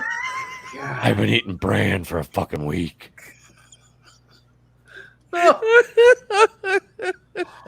God. If it's up there on the roof, man, that's just been cooking all day like a fucking pan of brownies, man. And Justin Williams responded, "Are we just not going to ask how the hell Steven found out about this shit? I mean, it's clearly not even been up there that long. I saw it the day after she took the shit. That's when the photo was taken." Like, seriously, do you like regularly check your roof for turds? Because stop it. First of all, if you have failed this shitty. You failed this shitty. For a turd. Arrow. Okay, I'm gonna stop picking on Arrow. No, you know what? No, he kept making that show. I want more tweets. Oh my God! I'm sure if you click on the tweet of the go picture, to the original tweet. I'm sure there's a long thread for that one. Yeah, there we go. My favorite Steven Amell tweet ever was when I guess he did a match at WWE against Cody Rhodes. Oh shit! Yeah. I remember that. And he posted on the Twitter. No, it was Facebook actually. He was like, "I need a name for my brand new finisher, guys. Help me out." And some fans said, "Call it the Arrow Season 3 because afterward it ends any participant's will to continue." Steven Amell just comments next week. He's like, "Come on, Tom." I have that post. I took a picture of it. I'm gonna have to share it in the group. It was funny. I was like, that was awesome. All right, so here we are on Twitter, and it's just Katie Nolan responds, "You know what? Steven Amell says straight up, this happened. I am as certain of this that as I walk to a studio in NYC to be a guest on your show." Vivi says, "Shit happens." That phrase takes all the sense right now. And here's the proof: shit does happen. SJL, did you bag it up, stick the bag on her front porch, and set on fire before ringing the doorbell? That would have been like the ultimate revenge. Just like, yeah. Oh man. Let's see. This reminds me of one of those old Commander Cody fucking Florida man stories. Oh God. Here we go. If only their last name was Sherlock. I got that one. Let's see what else. Oh, here we go. Here's another one. Usually it hits the fan or the roof. Did you put a baggie and his shirt back on the roof saying you have failed this neighborhood? There you go. There's that scene from Airplane. No, your shit really hits the fan. Oh, what did I just read? The best people cannot live in peace. If the one neighbor doesn't like it, so sad. Oh, their diet is horrible. I see at least 3 different crayon colors. They pooped a rainbow. It is Pride Month after all.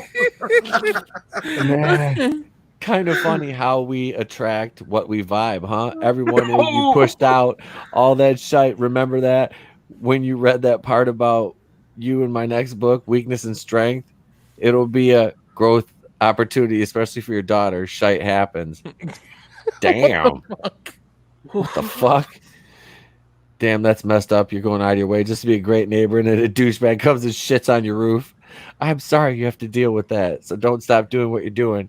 Your hard work got me hooked on that show. Have a great day. I hope she sees this, bro. I don't agree with this next one. It says, so vile. Clearly money can't buy class. Her envy is obvious. Send her some toilet paper. No, everybody has to have at least 12 cases of toilet paper in their garage. Jesus Christ, because of the COVID. All right. Oh. God, I had to pick this week to come back. And that has been Steven Amell gets somebody taking a shit on his motherfucking roof. Oh God. God. Oh God. Yeah, that's the show, ladies and gentlemen. We're gonna end on that. I don't know where it goes other than a Twitter thread with somebody taking a shit on Steven Amell's roof. Like, what?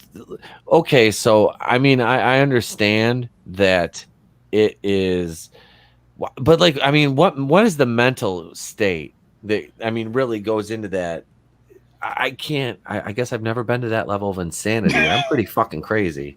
You watch Batwoman. I was going to say, a lot of people have been in isolation for months that are not used to that. So anything's fucking possible right now.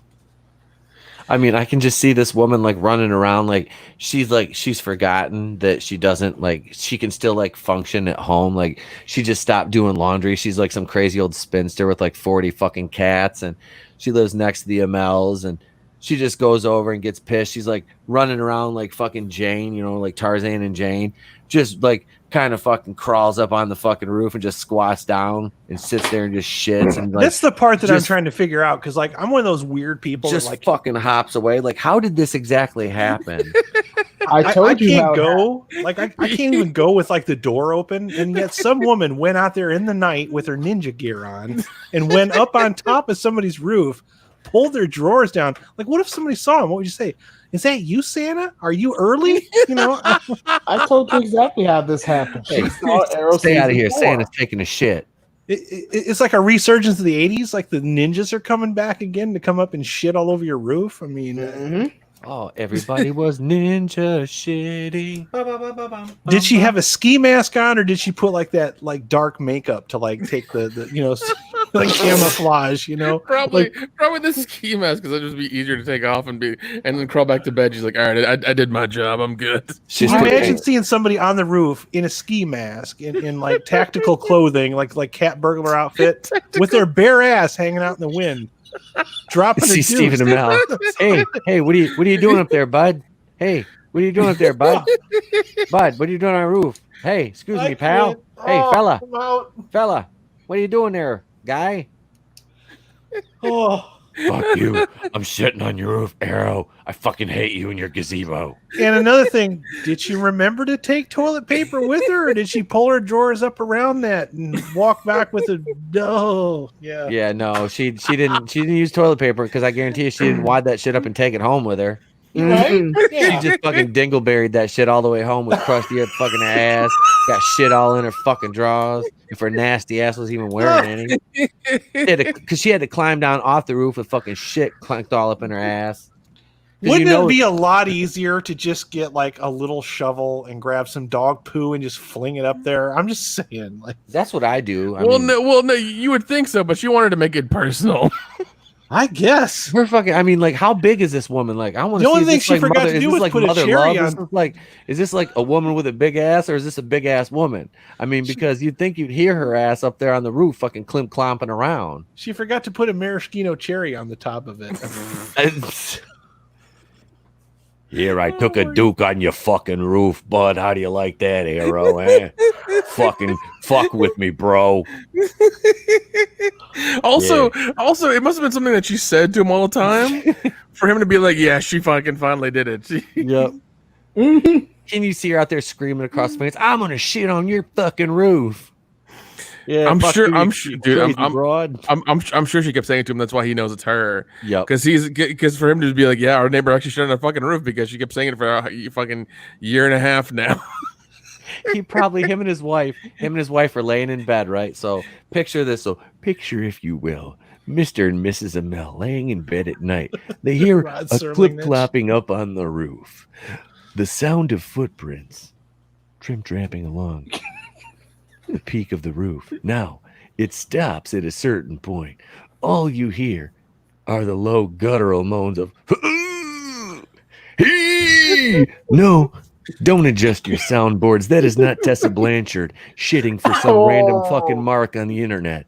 No, that is Steven Amell's neighbor, who's pissed because she can't build an addition to her fucking gazebo so she can have a butterfly garden, because this fucking asshole Arrow won't let her do it. So she did the ultimate act of revenge. She crawled up on his roof in the middle of the night, dropped her pants around her ankles, and left a big Stanley steamer.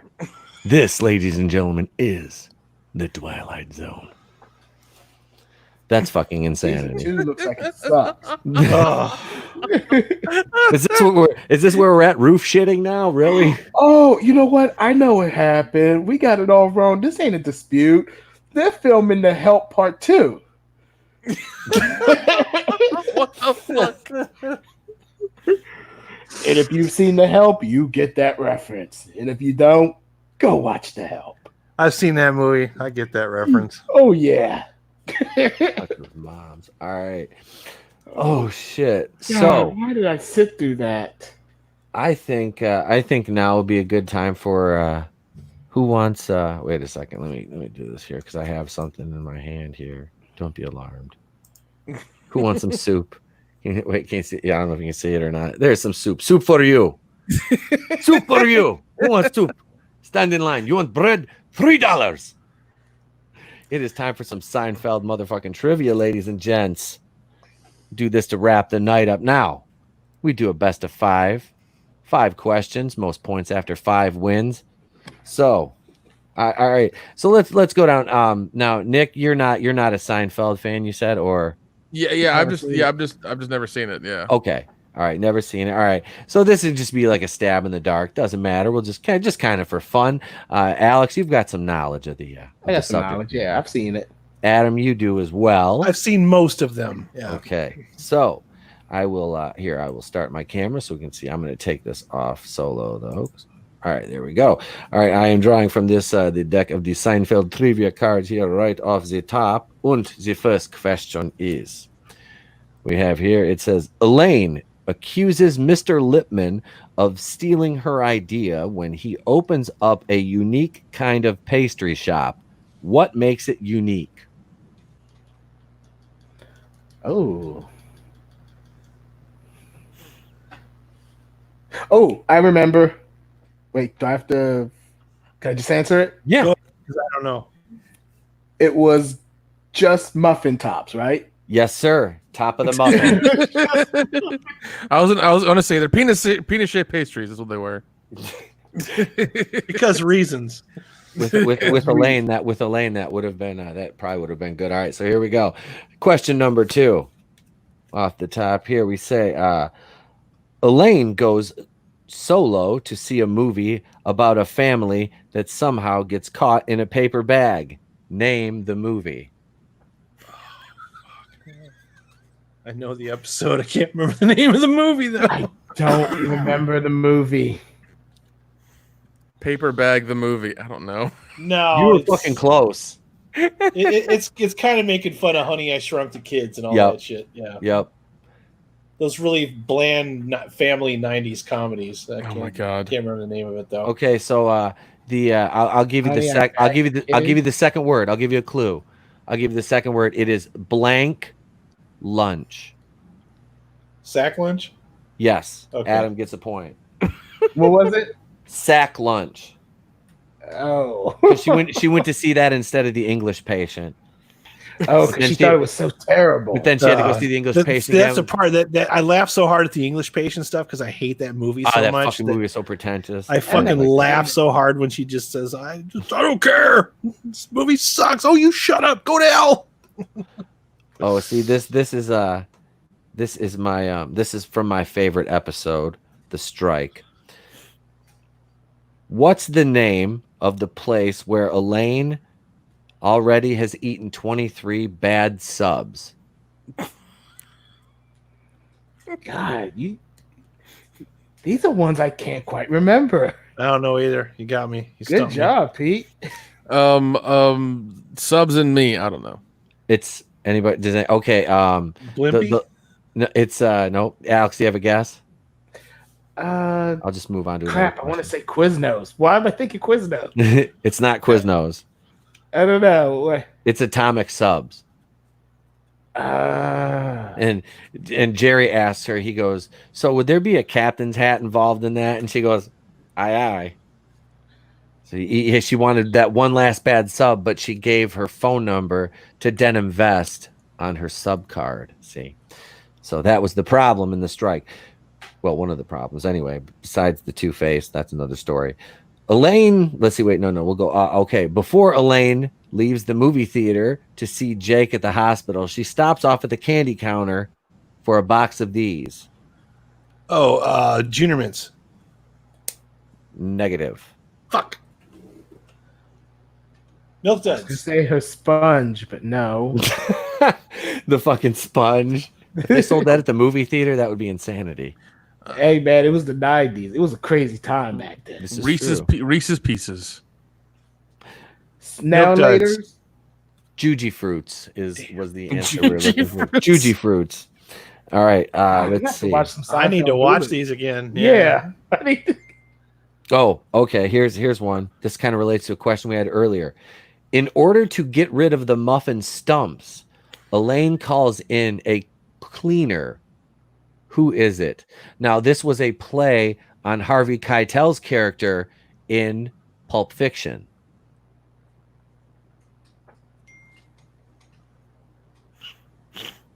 She calls in Newman. Yes. Buddy. Yes. Oh, no. Nick, you got it. Did Nick get it? The guy who's never seen an episode. I don't know. It was out of nowhere. I was like, it was Newman, and Newman comes in like the same car that Harvey Keitel was driving. What was that? Was it? I don't know if it was a Ferrari or whatever. He comes pulling in that. He's got like this, like a sweat jacket on. He walks in with a briefcase. He sits down in the back with all the muffin stumps, and he goes. Opens the briefcase and pulls out like these old school like glass milk jars of 2 big jars of milk. Pours a glass, and he just starts eating and drinking milk. So we got Nick at 1, Adam 1, and Alex at 1 right now. All right. We gotta break this tie. Let's see. Wait here. Let me draw. These are all Elaine questions. I got Elaine on the brain, I think. Let's see here. Okay. Kramer has an idea for a pizza place. What's different about it? Make your own pizza. Yes. Finally. Yes. And that actually led into one of the later episodes, which was funny when he was like, remember Poppy? In Onissa, there can be no debate. It's not a pizza until it's in the oven. All right. Kramer's barber tells him this movie is the best movie he's ever seen. English Patient. Nope. This movie's the best movie. Hey. Iron Eagle. What movie would a barber tell somebody is good? An Officer and a Gentleman? No. It was a I don't know, car wash. Barbershop with Ice Cube. That wasn't even out yet. No. Right, Edward it wasn't. Scissorhands. Oh, jeez. All right. Here we go. Let's see. What does Elaine tell Susan that Art Vandelay imports? Rubber? No. Nope. Cheese. No, but close. Something you would eat with cheese. You would eat hamburger? Wine. Pasta? Nope. Crackers? Close. Grapes. Graham crackers? No. Olives. Legos. I'm gonna get this one. Something you would eat with cheese. Wine? We said wine, didn't we? Yes. Yeah. All right. I'm just gonna. It's chips. Chips. Who eats Fuck. chips with cheese? You know, like if you have like queso, you know, like They put cheese in chips. cheese dip. Even in the 90s, they did that. All right. Let's see. What do we got here? Okay. That's an abomination. Yeah, dude, it really is. I concur. Let's see. What do we got God, I here? can't believe how bad I suck at this. I really do have to put Yeah, I haven't seen the show. It's- Why does Elaine tell Jerry he should look at an apartment that George is acting as an agent on? Because she wants his apartment. Yes. Yep. Oh, I feel a little better now. Let's see here. All right. Kramer's friend, Bob Cobb, feels bad when Jerry and Elaine don't call him this. Kramer's friend? Shit, no. Robert Cobb. Bob Cobb. He gets upset when Jerry and Elaine don't call him this.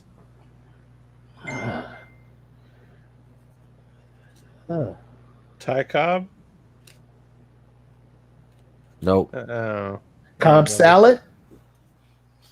Maestro. Oh, the maestro. I don't forget that one. He is the maestro. All right. Let's see here. Okay, so here's the next one. So we've got right now Adam at 2, Alex at 2, Nick at 1. All right. Putty takes Elaine to this fast food restaurant to celebrate his promotion to car salesman. Hint, Elaine had the roast beef. Arby's. Yes. Damn. All right. Aaron, Elaine's close talking boyfriend, tells Elaine that he had a fun time spending the day with Jerry's parents. When she questions him, he tells her they bought him this. This is from the episode The Raincoats. Raincoat? Condoms? Nope. But I will give you this hint Churros. if it will jog your memory. Aaron was played by Judge Reinhold. A Judge Reinhold doll? Beverly Hills Cop the movie? Bananas? Nope. Oh, it was a Coke. Okay. It was a Coke. And How he would acted all knowing Judge excited about it. Reinhold would tell me that? Yep. Whose BO does Elaine think caused the smell in Jerry's car? It was a homeless person, right? Nope. George.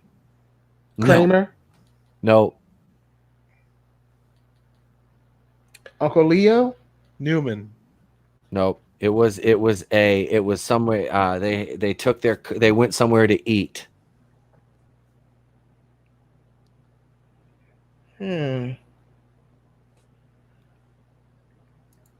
Was it the gut? No. Wow, we suck at this game. It was the valet. All right, I am let's see. deeply ashamed. All right, let's see right here. All right, so we'll just Okay. we're not doing yours. Okay, at Joe Mayo's party, Elaine comes in with a fur coat wearing Putty. What Planet of the Apes character does she refer to him as? Dr. Zayas? Yes, sir. Fortunately, I just watched Planet of the Apes the other day. Damn, I gotta get more cards out. Let's see here. All right. I need to stop watching shit like Black Christmas and watch more Seinfeld. Dude, I'm telling you, the show's fucking. That is for sure. Yeah. All right. Oh, here we go right here. Kramer says that watching too much TV was destroying his brain cells, so he gave his set to this person. Newman? Nope. George? Yes. Oh, Alex is at game point right now with 4. Let's see. All right. The Summer of George. Here we go. Kramer doesn't know if he can handle a long-distance relationship. Where's his girlfriend Madeline moving to? California? Nope. Canada. Seattle? Nope. Staten Island. Nope. Alaska? Nope. We'll just pitch this one. It was downtown Manhattan. Let's see. Okay. What group of people does Kramer plan on using to pull rickshaws in New York City in his business venture with Newman? Cuban Homeless cigar people? makers. Alex, what did you say? Homeless people? Yes, sir. That is game. I was gonna say African Americans. Good job, Alex. Oh! And actually, for a bonus point, does anybody know who the homeless person was that stole the rickshaw? Was it George's gym coach? Alice Cooper. It was actually Uncle Rico from Napoleon Dynamite. Ah. So Alex actually wins this week's Seinfeld trivia challenge. Yes. He, my friend, you are for the week master of your own domain. Now, That's not when I watch some more Cynthia Rock videos, I won't be. He would walk in like Kramer 20 seconds after he starts, slap his money on the counter, and say, "I'm out." And I'm not gonna lie, that was a rather fun game. So we have week 1 champion Steve, now week 2 champion Alex, and we'll have to see who wins next week. We're gonna have to have a tournament of champions here. In other words, I'm not coming back to the show. We'll eventually after we'll do what I'll do is I'll do 2 more weeks, and then we'll have 2 more winners, and then we'll do like a semifinal and then a final. We'll do a fucking whole Seinfeld trivia tournament, and the winner gets I don't know. You can have Nate Pond. What are those from The Office? Nate Ponds. These are Nate Ponds. If you play this coupon at any time, I will come give you a stick of gum, no matter where you are. At least you ain't say something like, "Oh, the season 1 of Batwoman on Blu-ray."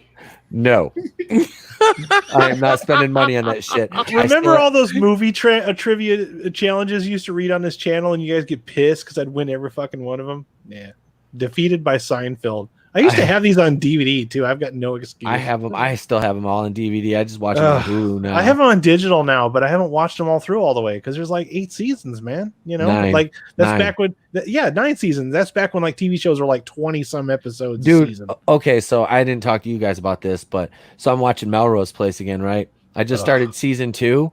The fucking season 1 has 32 episodes. Yeah, that's the old days, man. Yeah. The season was like all year. Yeah, that right there, I was like, that's the shit right there, man. You got some fucking.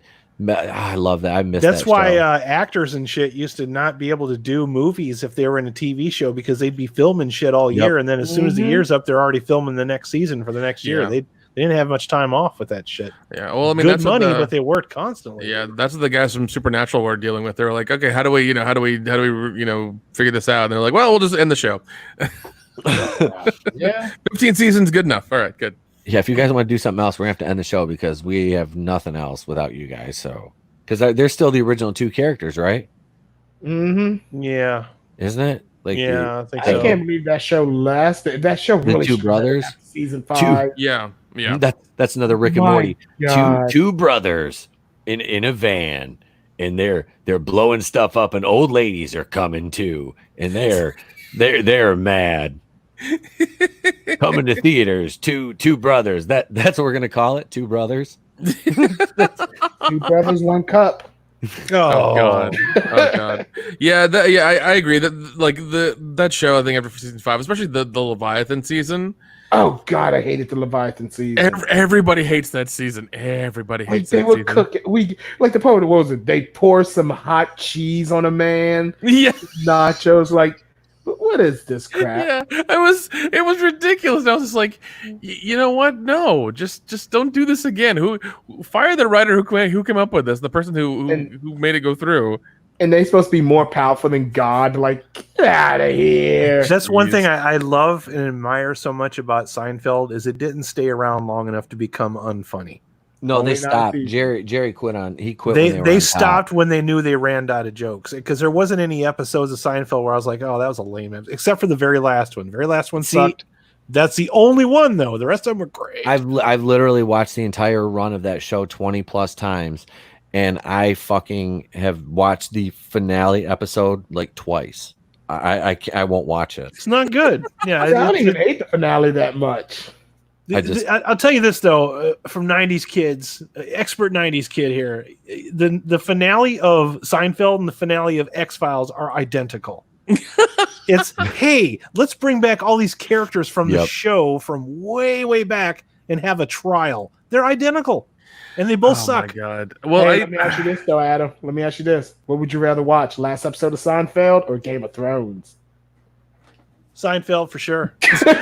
Oh man, see, I'd have to watch Seinfeld on that because I watched the last episode of Game of Thrones and what a fucking shit pile. And I didn't even watch the show, but I followed. See, I followed like Gary doing his reviews and Doomcock doing their reviews, and I watched sporadic episodes, and I kind of loosely followed some of the storylines from my friends that watched the show because they just bitched to me about it, and so I kind of knew what was going on. But yeah, it's like, oh my god, like they really shit the bed in that last season. That's one thing I admire about Gary and Doomcock is they navigate a sea of negativity in a day-to-day life, and I'm just thinking, how can you stand it? Like, I know you do videos about things that are terrible, and it's like they're great for your channel and your analytics and all that shit, but just talking about that shit constantly, it like makes you sick to your stomach.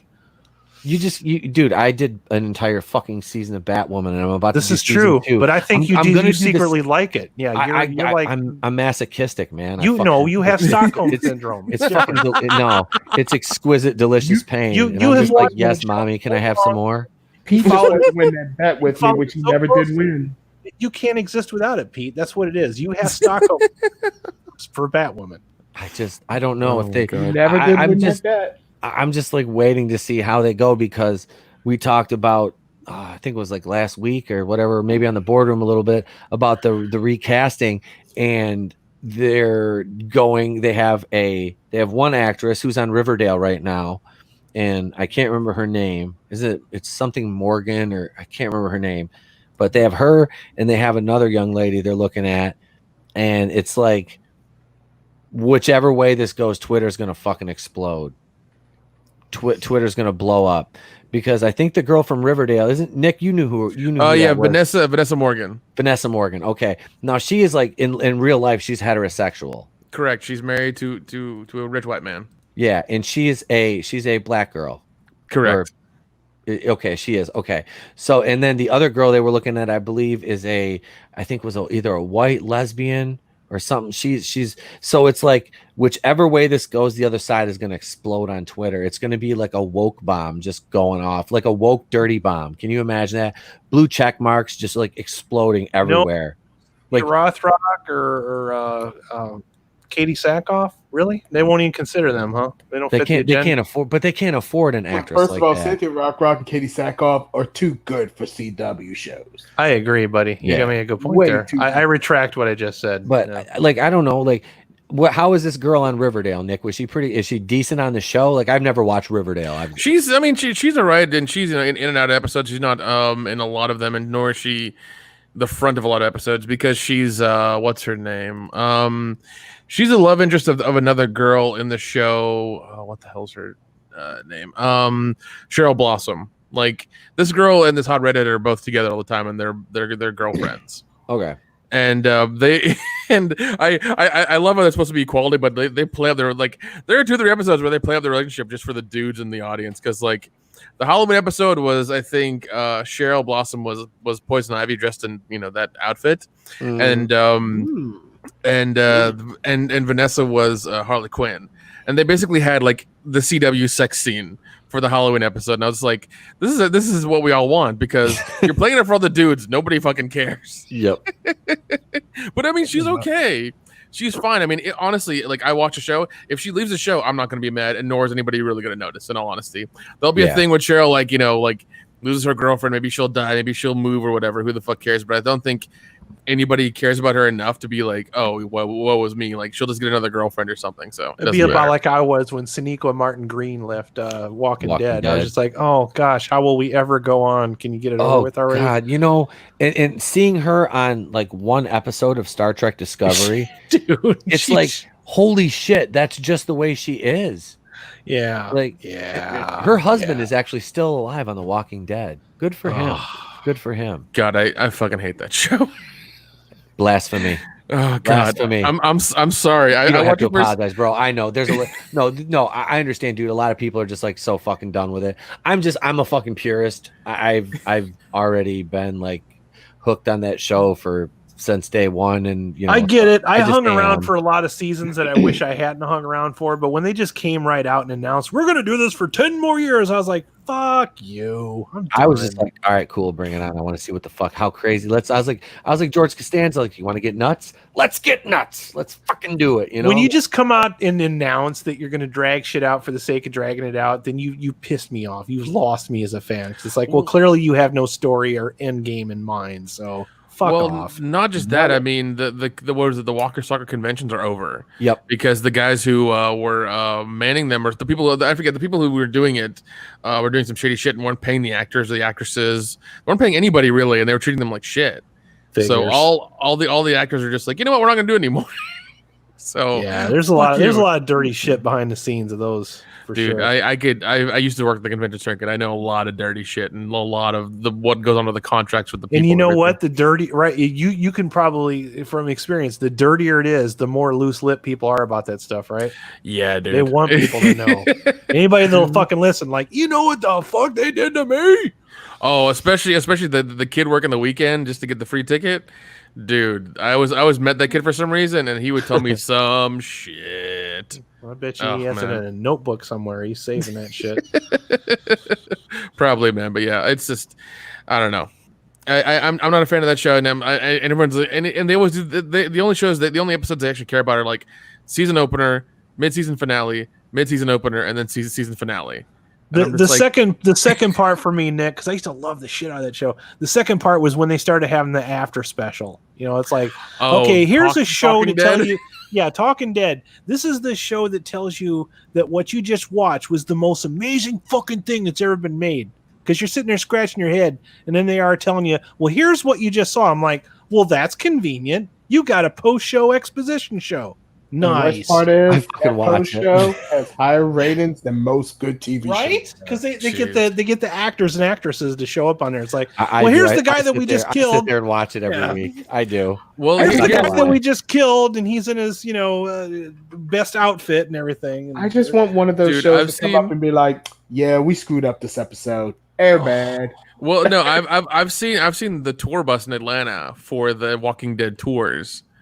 And where they go and all the stuff they hit and all the people like like falling out of the bus, taking pictures of everything and going back in, and the guy announcing. The funniest thing that happened, I was filming with Richard at his house in Hampton, Georgia, and apparently like they had shot a scene or something around his area and they paid him to park cars there or whatever. We're shooting a scene where one of the guys has a giant shotgun.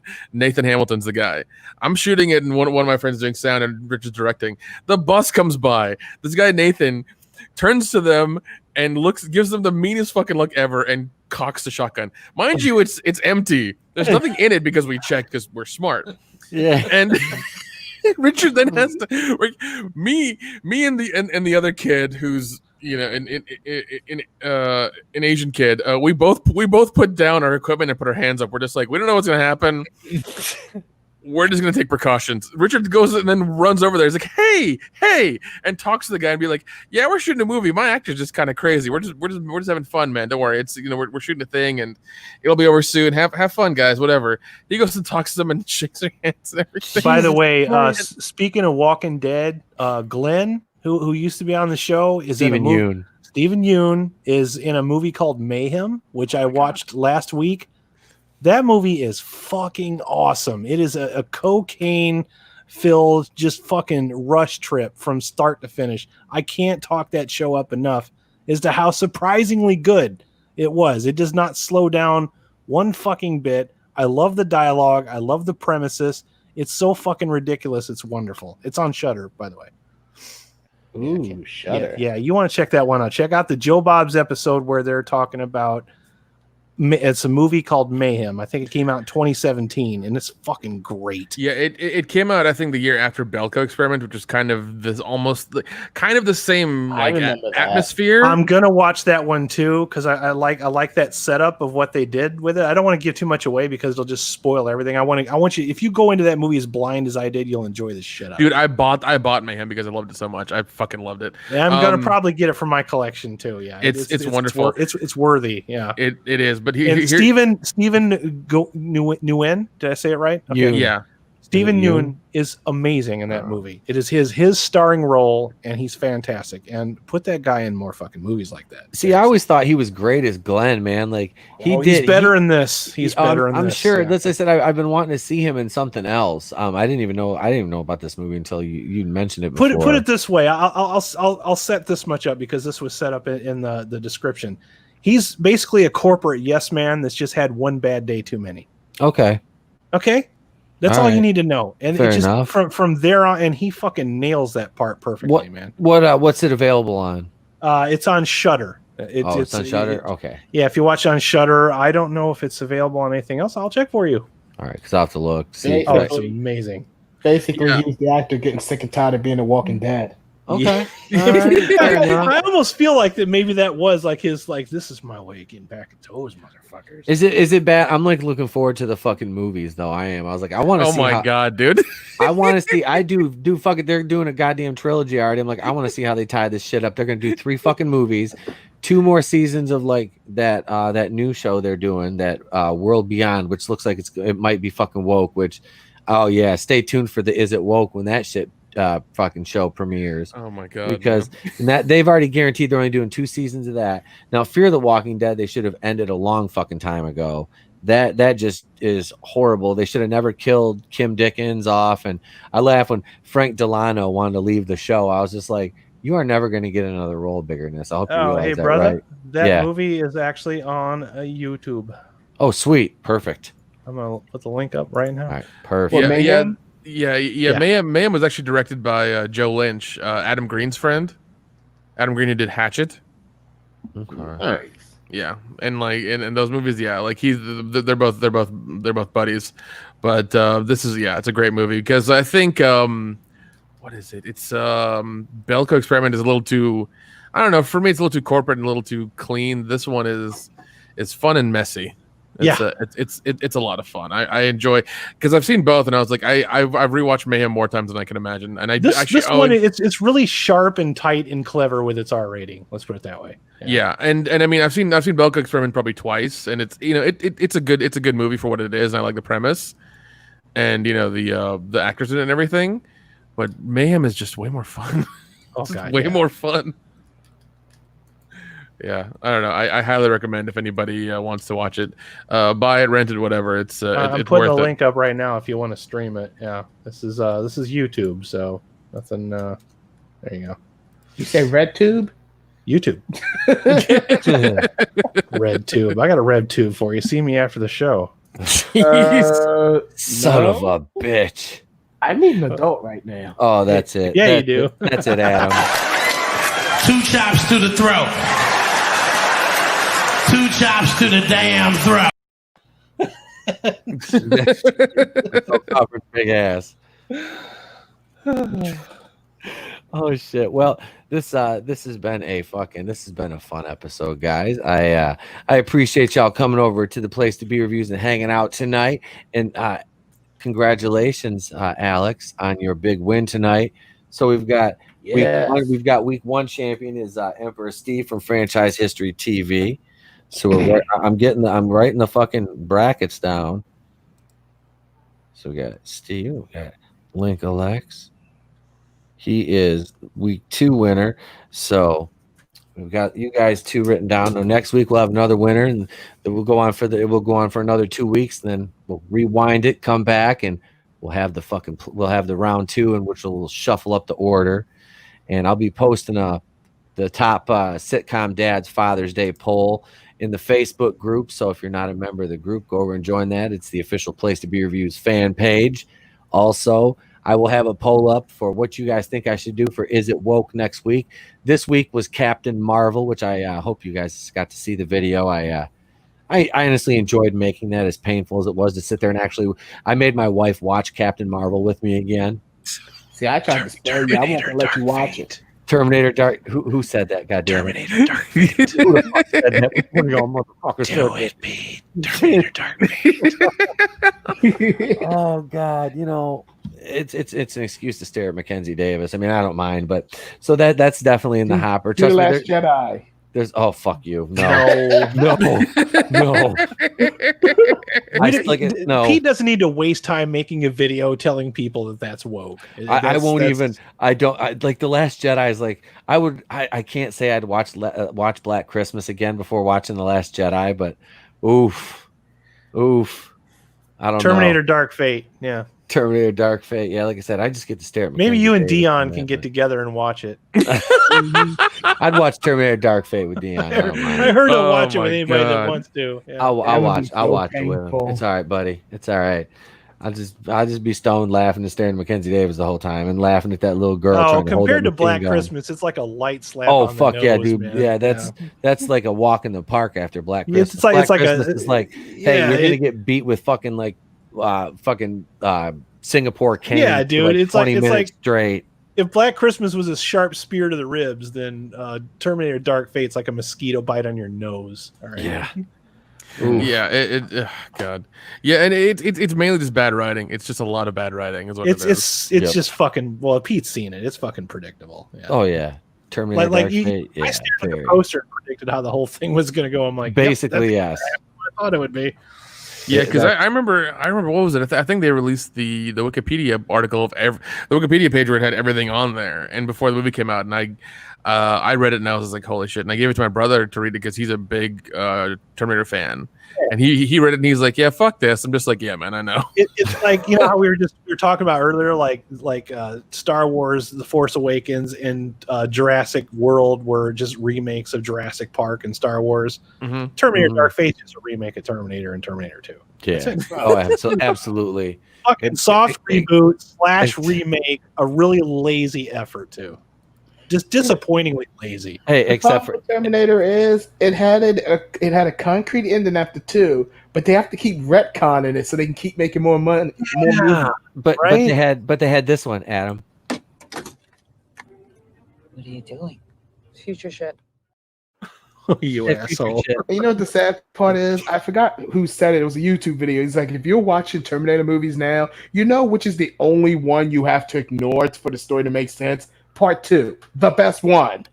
Yeah, you kind of have to ignore part 2 to understand the story of the movies now. When your franchise does that, you fucked up. Yeah. When you unravel your own shit. And I remember having that discussion with my mom on the way home from Terminator 2 at the movie theater. I'm like, Mom's like, I bet you they make more. And I'm like, I hope they don't. Why? Because it'll unravel everything they just did. And yet here we are. So I'll just do this. I'll just do this preemptively, man, because I got a new instrument. Because for the Is It Woke videos, we gotta have a woke horn. So for Terminator Dark Fate, I soundeth the woke horn.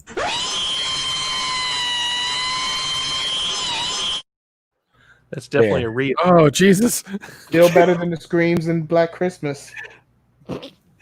Do Christmas lights expire?